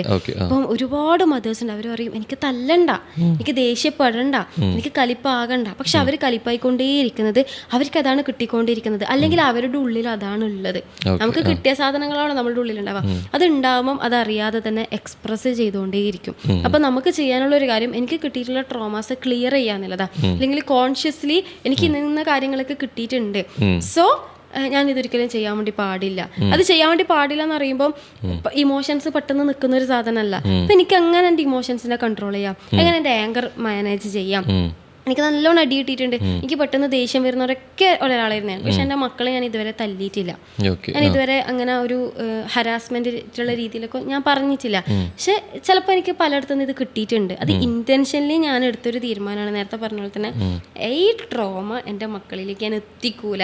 അതിനെനിക്ക് എന്ത് ചെയ്യാൻ വേണ്ടി പറ്റും? ഞാൻ ആങ്കർ മാനേജ്മെന്റിന്റെ സെഷൻ അറ്റൻഡ് ചെയ്തിട്ടുണ്ട്, എൻ്റെ ഇമോഷണൽ ബാലൻസിന്റെ സെഷൻ ഞാൻ അറ്റൻഡ് ചെയ്തിട്ടുണ്ട്. ഇതൊക്കെ അറ്റൻഡ് ചെയ്തിട്ട് ഞാൻ എന്നെ റെഡിയാക്കി എടുത്ത്, അതുകൊണ്ട് തന്നെ എനിക്ക് കുറെ കാര്യങ്ങൾ എൻ്റെ പാരന്റിങ്ങിൽ റെഡി ആയിരുന്നില്ല.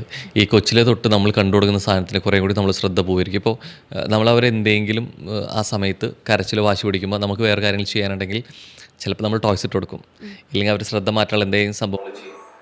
കുറച്ച് കാലങ്ങളായിട്ട് നമ്മൾ മെയിൻ സാധനം അവരെ കുറച്ചും കൂടി മടക്കിയിരുത്താൻ നല്ലത് ഫോണാണ് കൊടുക്കും.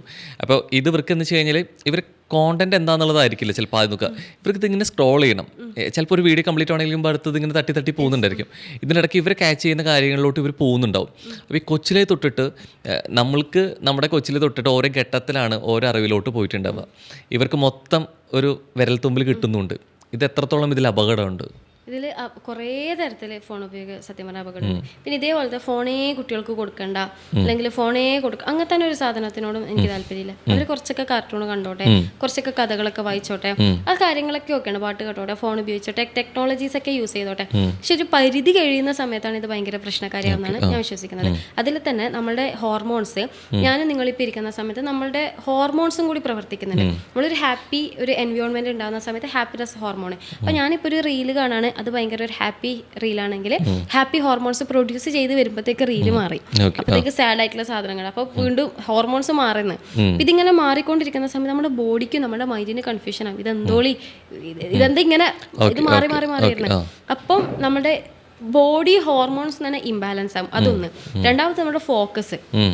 ADHD കുട്ടികൾ കൂടാനുള്ള ഒരു കാരണം എന്ന് പറയുന്നത്, ആദ്യമൊക്കെ നമുക്ക് 45 മിനിറ്റാണ് നമുക്ക് ഒരു കാര്യം ഫോക്കസ് ചെയ്യാൻ വേണ്ടി പറ്റാന്ന് പറയുന്നുണ്ടെങ്കിൽ ഇപ്പം അത് മാറിയിട്ട് ഇത് ഇങ്ങനെ പെട്ടെന്ന് പോകുന്നത് നമുക്ക് ഒരു കാര്യത്തിലേക്ക് ഫോക്കസ് ചെയ്യാൻ വേണ്ടിയിട്ട് പറ്റുന്നില്ല. ഇപ്പം ടോയ്സിൻ്റെ കാര്യത്തിലാണെങ്കിലും ഞാൻ കേട്ടിട്ടുണ്ട്, ഒരുപാട് ടോയ്സ് ഒരുമിച്ചിട്ട് ഇട്ട് കൊടുക്കാൻ വേണ്ടി പറ്റൂല, അവർക്ക് ഇങ്ങനെ ആവും.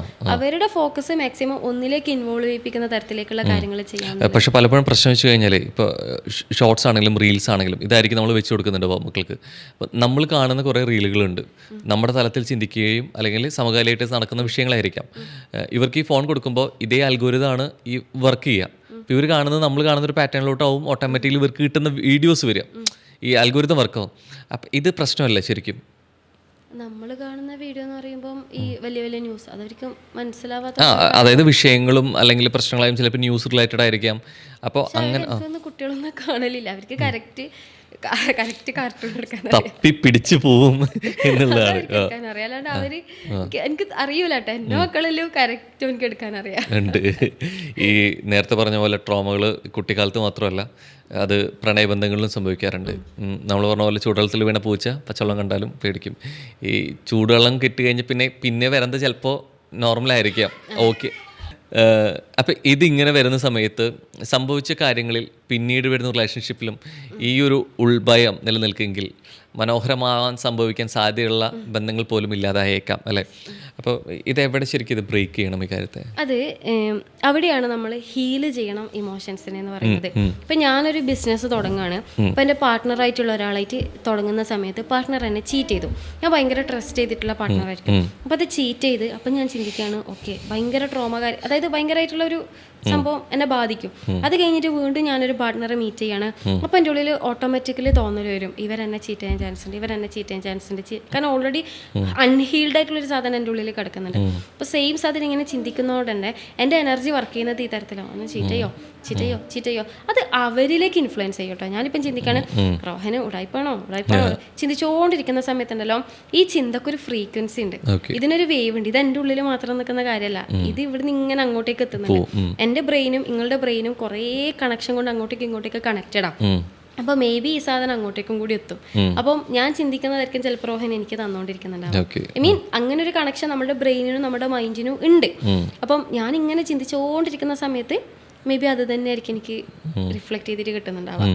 അത് അപ്പുറത്തെ ആൾ മോശമായതുകൊണ്ടായിരിക്കുമല്ലോ, ചിലപ്പോൾ എൻ്റെ തന്നെ ചിന്തൻ്റെ ഇൻഫ്ലുവൻസിനെ കൊണ്ട് ഞാനത് അങ്ങനെ ആക്കിയെടുക്കുന്നൊക്കെ പറയലില്ലേ, അങ്ങനെ ഞാൻ തന്നെ ഉണ്ടാക്കിയെടുക്കുന്ന കുറച്ച് സെനാരിയോസ് നമ്മുടെ ലൈഫിലുണ്ട്. അത് ചിലപ്പോൾ സംഭവിച്ചിട്ടുണ്ടെങ്കിൽ പാറ്റേൺ റിപ്പീറ്റഡ്, പിന്നെ അവർക്ക് അടുത്തതിലേക്ക് ഒരു പേടിയായി. ഇത് തന്നെ പ്രണയബന്ധങ്ങളിൽ സംഭവിക്കുന്നുണ്ട്. രണ്ടാമത്തെ ആൾ ചിലപ്പോൾ അടിപൊളിയായിരിക്കും, പക്ഷെ ഈ ഒരു പാറ്റേൺ നമ്മളുടെ ഉള്ളിൽ അൺഹീൽഡ് ആവാതെ അവിടെ ഇങ്ങനെ നിൽക്കുന്ന സമയത്ത്, പിന്നെ അവരെ നോക്കിക്കൊണ്ടിരിക്കുന്ന സമയത്ത് നമ്മൾ നോക്കുന്നത് പഴയ കാമുകിന്റെ കണ്ണിലൂടെയാണ്. ഇത് പുതിയൊരു മനുഷ്യനാണെന്നുള്ളതും ഇത് പുതിയൊരു എക്സ്പീരിയൻസ് ആണെന്നുള്ളതും തന്നെ മനസ്സിലാക്കിയിട്ട് ആ അവയർനെസ്സോട് കൂടിയിട്ട് നമ്മൾ അവരെ നോക്കിക്കാണാണെങ്കിൽ ഇത് വലിയ പ്രശ്നം ഉണ്ടാവില്ല. നമ്മൾ പാസ്റ്റിലെ തന്നെ നിന്നിട്ട് ഫ്യൂച്ചറിനെ നോക്കുന്ന സമയത്ത് നമ്മൾ കാണുന്ന കണ്ണുണ്ടല്ലോ, മാറ്റർ ആണല്ലോ. അതാ നേരത്തെ ഫസ്റ്റ് പറഞ്ഞല്ലോ, നമ്മൾ പറയും എൻ്റെ കണ്ണിലൂടെയാണ് ഞാൻ കാണുന്നത് എന്നുള്ളത്. നോ, നമ്മളുടെ കണ്ണിലൂടെ അല്ല നമ്മൾ കാണുന്നത്. ഞാനിപ്പം റോഹൻ എന്ന് പറഞ്ഞ പേഴ്സൺ ഞാൻ ആദ്യമായിട്ടാണ് നേരിട്ടിട്ട് കാണുന്നത്. പക്ഷെ റോഹൻ്റെ ഒരുപാട് ഇൻ്റർവ്യൂസ് ഞാൻ കണ്ടിട്ടുണ്ട്. ഒരുപാട് ഞാൻ പറഞ്ഞില്ലേ ചെറിയൊരു പേടി ഉണ്ടെന്ന് അറിഞ്ഞത്, റോഹനെ എന്നെ പേടിപ്പിക്കാൻ ഉദ്ദേശിച്ചിട്ടേയില്ല. പക്ഷെ എനിക്ക് പേടി തോന്നിയത് ഞാൻ കണ്ടതും കേട്ടതുമായിട്ടുള്ള റോഹൻ പല ആൾക്കാരും ഇരുത്തി പൊരിച്ചിട്ടുണ്ട്. അതുകൊണ്ട് തന്നെ അതിൽ നിന്ന് ഞാൻ ഇൻഫ്ലുവൻസ്ഡ് ആയി. അപ്പം അവരുടെ കണ്ണിലൂടെയാണ് ഞാൻ റോഹന കാണുന്നവരുടെ കണ്ണിലാണ് സൗന്ദര്യം അല്ലേ? അപ്പം അതേപോലെ അങ്ങനെ ഇൻഫ്ലുവൻസിങ് ആയിട്ടുള്ള കണ്ണുകൾ നമുക്ക് ഉണ്ടെന്നുള്ളത്. അപ്പൊ എനിക്കൊരു പുതിയൊരു പ്രണയം ഉണ്ടാവുകയാണെങ്കിൽ ആ പുതുമയുള്ള കണ്ണിനെ കൊണ്ട് തന്നെ നോക്കാൻ ശ്രമിക്കുക. പഴയ ചീറ്റ് ചെയ്യപ്പെട്ടിട്ടുള്ള വേദനിച്ചിട്ടുള്ള കണ്ണിനെ അവിടെ ഉപേക്ഷിക്കുക, അത് ഹീൽ ചെയ്യുക, പുതിയ എക്സ്പീരിയൻസിന് എടുക്കാൻ. എനിക്ക് തോന്നുന്നു അത് ഇപ്പൊ ഹീൽ ചെയ്താലും എനിക്ക് തോന്നുന്നു ആളിൽ നിന്ന് കിട്ടിയില്ലെങ്കിലും ഈ തോന്നൽ അവിടെ നിലനിൽക്കും തോന്നുന്നു അല്ലെ? ഇതിന് സംഭവിക്കൂ. ഇമോഷൻസ് അവിടെ ഉള്ളത് കൊണ്ടാണ് നമുക്ക് മെമ്മറീസ് നമുക്ക് ഒരിക്കലും ഡിലീറ്റ് ചെയ്യാൻ വേണ്ടി പറ്റില്ല. പക്ഷെ ആ മെമ്മറീസ് കണക്ട് ചെയ്തിട്ടുള്ള ഇമോഷൻസിനെ നമുക്ക് ഡിലീറ്റ് ചെയ്യാൻ വേണ്ടി പറ്റും. ആ ഇമോഷൻസ് നമുക്ക് ഹീൽ ചെയ്യാൻ വേണ്ടി പറ്റും. ഇപ്പം ഫസ്റ്റ് എനിക്കൊരു പാർട്ട്ണർ ഉണ്ട്, ആ പാർട്ട്ണറും ഞാനും തമ്മിലുള്ള ഇമോഷൻ നെഗറ്റീവ് ആണെങ്കിൽ ആ ഇമോഷൻസ് എനിക്ക് ഹീൽ ചെയ്യാത്തിടത്തോളം കാലം വേറെ സെയിം പൊസിഷനിലേക്കല്ലേ അടുത്ത ആൾ വരുന്നത്, ഇത് ഇങ്ങോട്ടേക്ക് ഇംപ്ലിമെന്റ് ആവും. അതുകൊണ്ടാണ് എപ്പോഴും പറയുന്നത് അവരായിട്ടുള്ള ഇമോഷൻസ് നമുക്ക് ഹീൽ ചെയ്യാൻ വേണ്ടി പറ്റും. നമുക്കത് ജേർണലിലൂടെയും നമുക്ക് പലതരം പ്രാക്ടീസിലൂടെയും അവരായിട്ട് പ്രത്യേകിച്ച് ഒരു വെറുപ്പൊന്നും ഇല്ല, അല്ലെങ്കിൽ ഇമോഷണലി ഡിറ്റാച്ച് ആകാൻ വേണ്ടി പറ്റും. ആ ഡിറ്റാച്ച്മെന്റ് സംഭവിച്ചിട്ടുണ്ടെങ്കിൽ നമുക്ക് പിന്നെ ഒരു റിലേഷൻഷിപ്പിൽ അവരെ കാണുന്ന സമയത്ത് എന്നെ തേച്ചോനല്ലേ എന്നുള്ള തോന്നലൊന്നും ഉണ്ടാവില്ല. ഹാവ് ദിസ് പാസ്റ്റ്, എനിക്ക് അങ്ങനെ ഒരു പാസ്റ്റ് ഉണ്ടായിട്ടുണ്ടായിരുന്നു, ഇറ്റ്സ് ഓക്കെ, ഇതൊരു പുതിയൊരു ലൈഫാണ്. നമുക്ക് ആ ഒരു മൈൻഡ് സെറ്റിലേക്ക് നമുക്ക് എത്താൻ വേണ്ടി പറ്റും. അങ്ങനെ എത്താൻ പറ്റുന്ന ഒരു മൈൻഡ് സെറ്റ് ഉണ്ട്. പക്ഷെ അതിലേക്ക് ഇവോൾവ് ചെയ്ത് വരണമെങ്കിൽ നമ്മളെ തന്നെ ഹീൽ ചെയ്യണം. ഈ പലപ്പോഴും ഈ ഇഷ്ടത്തിന്റെ പ്രണയബന്ധങ്ങളിൽ ഇതിന്റെ ആഴം കുറവുകൂടി ബോധ്യപ്പെടുത്തണമെങ്കിൽ ഈ സർപ്രൈസസുകൾ അനിവാര്യമാണോ? അത് ഈ പറഞ്ഞ ലവ് ലാംഗ്വേജ് എന്ന് പറഞ്ഞൊരു സംഭവം ഉണ്ട്. ചിലർക്ക് ടച്ച് ആയിരിക്കാം, ചിലർക്ക് ഗിഫ്റ്റ് ആയിരിക്കാം, ചിലർക്ക് ലിസണിങ് ആയിരിക്കാം, ചിലർക്ക് ഓരോരോ തലത്തിൽ കാണുന്നതായിരിക്കാം. ഇപ്പൊ നമ്മളെ മക്കൾ തന്നെ ഈ രീതിയിലേക്ക് ചിലപ്പം ചില കുട്ടികൾക്കുണ്ടല്ലോ അവരിങ്ങനെ ടച്ച് ചെയ്തുകൊണ്ട് നിൽക്കണം, അതായത് ഉമ്മ എടുത്തോണ്ട് നിൽക്കണം. അപ്പൊ നമ്മൾ വിചാരിക്കും ആ കുട്ടിയൊക്കെ എന്താ അടിപൊളിയായിട്ട് നിൽക്കുന്നത്, അല്ലെങ്കിൽ ഇവരെന്താ അടിപൊളിയായിട്ട് നിൽക്കുന്നത്. ഇപ്പം എൻ്റെ ഹസ്ബൻഡിന്റെ കാര്യത്തിൽ തന്നെ ഞാൻ പറയും, എയർപോർട്ടിൽ നിന്ന് വരുന്ന സമയത്ത് എന്തായാലും ഇപ്രാവശ്യം എന്നെ കെട്ടിപ്പിടിച്ചിരിക്കുന്നത് പറയും. അറിയും എന്നെ കൊണ്ട് നടക്കുന്ന കാര്യമല്ല എന്നുള്ളത്. പക്ഷെ ആളുടെ സ്നേഹം എന്താണെന്നുള്ളത് എനിക്ക് നന്നായിട്ട് അറിയാം. എൻ്റെ കാര്യത്തിൽ ആൾ ഏതൊക്കെ കാര്യത്തിൽ കെയർ ചെയ്യുന്നുണ്ട്, എൻ്റെ ഹെൽത്തിൻ്റെ കാര്യത്തിലായിക്കോട്ടെ, എൻ്റെ മൈൻഡ്, എൻ്റെ ഇമോഷൻസിൻ്റെ കാര്യത്തിൽ അത്രയും കെയർ ചെയ്യുന്നുണ്ട്. പക്ഷെ ആളെ സംബന്ധിച്ചിടത്തോളം ഇപ്പോൾ പറഞ്ഞ പോലെ തന്നെ അങ്ങനെ ഒരു ആൾക്കാരെ മുന്നിൽ നിന്ന് കെട്ടിപ്പിടിക്കുക, ആൾക്കാരെ മുന്നിൽ കൈപിടിക്കുക എന്ന് പറയുന്നത് ആളറിയും ഐ ഹാവ് ലിമിറ്റേഷൻസ്, ഞാനത് അക്സെപ്റ്റ് ചെയ്യുന്ന. നേരെ മറിച്ച് എനിക്കിത് വേണോന്ന് വിചാരിച്ചിട്ട് ഞാൻ വാശി പിടിക്കാൻ നിൽക്കലില്ല. ഇത് പാർട്ട്നേഴ്സ് രണ്ടുപേരും മനസ്സിലാക്കേണ്ട ഒരു കാര്യം. ഇതെവിടെ അങ്ങനെ അത്തരത്തിലുള്ള ലവ് ലാംഗ്വേജസ് കാണിക്കുന്ന നമ്മുടെ പ്രസൻസിൽ ആയിരിക്കും അല്ലേ? അപ്പോൾ അങ്ങനെ കാണിക്കുന്ന സമയത്ത് ഈ പരിമിതപ്പെടുത്തുന്ന എവിടെയാണ്? മറ്റുള്ളവരെന്ത് വിചാരിക്കുന്നുള്ളിടത്താണോ അത് അവനവൻ്റെ ഇഷ്ടത്തിലാണോ? എവിടെ ഈ ബാരിയർ വരുന്നത്? ഒരുപാട് റീസൺസ് ഉണ്ടാവും. ചിലപ്പോൾ വാട്ട് ദ തിങ് ഉണ്ടാവും, ചിലപ്പോൾ നമുക്ക് തന്നെ ഒരു എക്സ്പ്രസീവിന്റെ ഒരു ബ്ലോക്ക് നമ്മളുടെ ഉള്ളിൽ ഉണ്ടാവും. കാരണം സ്നേഹം ഒരുപാട് എക്സ്പ്രസിംഗ് ആയിട്ട് കിട്ടാത്ത ആൾക്കാർക്ക് ഉണ്ടല്ലോ, മേ ബി അവർക്ക് കെട്ടിപ്പിടിക്കുക, എല്ലാവരും കാണുമ്പോൾ വേഗം കയറി ഹഗ് ചെയ്യുക, പൂതി ഇല്ലായിട്ടൊന്നും ആയിരിക്കില്ല. പക്ഷെ നമ്മളിപ്പോൾ ഇൻട്രോവേർട്ട് ക്യാരക്ടർ എന്നൊക്കെ നമ്മൾ പറയുന്നുണ്ടല്ലോ, അത് അവരുടെ ലിമിറ്റേഷൻ അല്ല, അവരങ്ങനെയാണ്. അത് രണ്ടുപേരും മനസ്സിലാക്കുന്ന സമയത്താണ് എഫേർട്ട് രണ്ടുപേരും ഇടണം. അപ്പം എൻ്റെ വൈഫിന് സർപ്രൈസ് ഇഷ്ടമാണെന്ന് പറയുമ്പോൾ മേ ബി എല്ലാ തരത്തിലും പരിപൂർണ്ണ എനിക്ക് തൃപ്തിപ്പെടുത്താനൊന്നും പറ്റൂല. പക്ഷെ പറ്റുന്ന പോലെ ചെയ്യാൻ മനുഷ്യന്മാർക്ക് അങ്ങനെയല്ലേ പറ്റുള്ളൂ. അതായത് എല്ലാവരും പൂർണ്ണമായിട്ട് മനസ്സിലാക്കാൻ പറ്റൂല. എന്നെ സംബന്ധിച്ചിടത്തോളം എൻ്റെ ഹസ്ബൻഡിനെ അറിയാം എനിക്ക് സർപ്രൈസ് ഇഷ്ടമാണെന്നതിൽ ആൾക്ക് പറ്റുന്ന രീതിയിൽ ചെയ്യലുണ്ട്. അതിൻ്റെ അപ്പുറത്തേക്ക് ആളെ എന്നോട് പറയും, ഹുസ്ന എനിക്ക് ഈ ബർത്ത്ഡേ ചിലപ്പോൾ ഞാൻ മറന്നു പോകും, എനിക്ക് മെസ്സേജ് അയച്ചിട്ടുണ്ടെങ്കിൽ ഓക്കെ ചെയ്യാം. ഇതൊരാൾ എന്നോട് പറയുന്ന കാര്യമാണ്, നിനക്ക് എൻ്റെ അടുത്ത് നിന്ന് ഹഗ് വേണമെന്ന് ആഗ്രഹിക്കുന്നുണ്ടെങ്കിൽ ഞാൻ ഒന്ന് എന്നെ കെട്ടിപ്പിടിച്ചാൽ മതി, ഞാൻ തിരിച്ചെന്നെ കെട്ടിപ്പിടിച്ചോളാം. അല്ലാതെ എന്നെ കെട്ടിപ്പിടിക്കണം, ഞാനിപ്പോൾ തിരിഞ്ഞ് കിടക്കും എന്നൊക്കെ വിചാരിച്ചിട്ടുണ്ടെങ്കിൽ എനിക്ക് ഒന്നും ചിന്തിക്കാനാവില്ല കേട്ടോ. അല്ലാതെ ആളെന്നോട് ഓപ്പൺ ആയിട്ട് പറഞ്ഞു, അങ്ങനെയല്ല. ആ ഒരു അണ്ടർസ്റ്റാൻഡിങ് രണ്ടുപേർക്കടിയിലും വേണം. എന്ന് വെച്ചിട്ട് ഞാൻ ഇങ്ങനെയാണെന്ന് തിരിഞ്ഞ് നടക്കലൊന്നല്ല. എനിക്കറിയാം കുറേ കാര്യങ്ങൾ ആളെ എഫേർട്ട് ഇടുന്നത് എനിക്കറിയാം. പക്ഷെ അത് ആള് എഫേർട്ട് ഇടുന്നത് വലിയ കാര്യത്തിലാണെങ്കിലും അത് എനിക്കറിയാം ആൾ എന്ത് കാര്യത്തിലേക്കാണ്. ഈവൻ എൻ്റെ കമ്പനീൻ്റെ കാര്യത്തിലായിക്കോട്ടെ, എൻ്റെ കറണ്ട് അക്കൗണ്ടിൻ്റെ കാര്യത്തിലേക്ക് ആൾ ഓടിയൊരു ഓട്ടോ ഉണ്ട്. ഞാൻ പറയും നിങ്ങൾ ആടപ്പം നിങ്ങൾ ഇവിടെ എൻ്റെ അടുത്ത് ഇരിക്കുക, നമുക്ക് പിന്നാക്കാം. ആൾ അറിയും അല്ല ഹുസ്ന ഇപ്പം ഇതാണ് ചെയ്യേണ്ടത്. അപ്പം ഞാൻ പറയണം നിങ്ങൾ എന്തിനാണ് അങ്ങോട്ടേക്ക് പോയത്, എനിക്കിപ്പോൾ നിങ്ങളുടെ പ്രസൻസ് വേണ്ടിയെന്നുള്ളതിനേക്കാളും കൂടുതൽ ചിലതൊക്കെ നമ്മൾ അങ്ങോട്ടേക്ക് മനസ്സിലാക്കുന്ന ഒരു രീതിയുണ്ട്. അതേപോലെ ചില സ്ത്രീകൾ അങ്ങോട്ടേക്ക് ചെയ്യുന്ന കാര്യത്തിലായിരിക്കും എല്ലാതും അങ്ങനെ ഓരോരാൾ ടൈപ്പാണ്. അപ്പം ഞാൻ മനസ്സിലാക്കുകയാണ് എൻ്റെ ഒരു എഫേർട്ട് ഇടുക എന്നുള്ളതാണ്. പരിപൂർണമായിട്ട് ആർക്കും ആരെയും തൃപ്തിപ്പെടുത്താനൊന്നും പറ്റൂല. പക്ഷെ മനുഷ്യരുടെ ബ്യൂട്ടി കിടക്കുന്നത് നമ്മളത് ട്രൈ ചെയ്യുന്ന സമയത്താണ്. ഗിഫ്റ്റിന്റെ എനിക്ക് ഗിഫ്റ്റ് തന്നതിനേക്കാളും കൂടുതൽ അതിന് അവരിടുന്നൊരു എഫേർട്ട് ഉണ്ടല്ലോ. ഫ്ലോപ്പായ സർപ്രൈസ് ആണെങ്കിലും ആ എഫേർട്ട്, അല്ലെങ്കിൽ അവരെനിക്ക് വേണ്ടിയിട്ട് ചെയ്യുന്ന കുഞ്ഞു കുഞ്ഞു സാക്രിഫൈസ്, കുഞ്ഞു കുഞ്ഞു തിങ്സ്, അതൊക്കെയാണ് മാറ്റർ.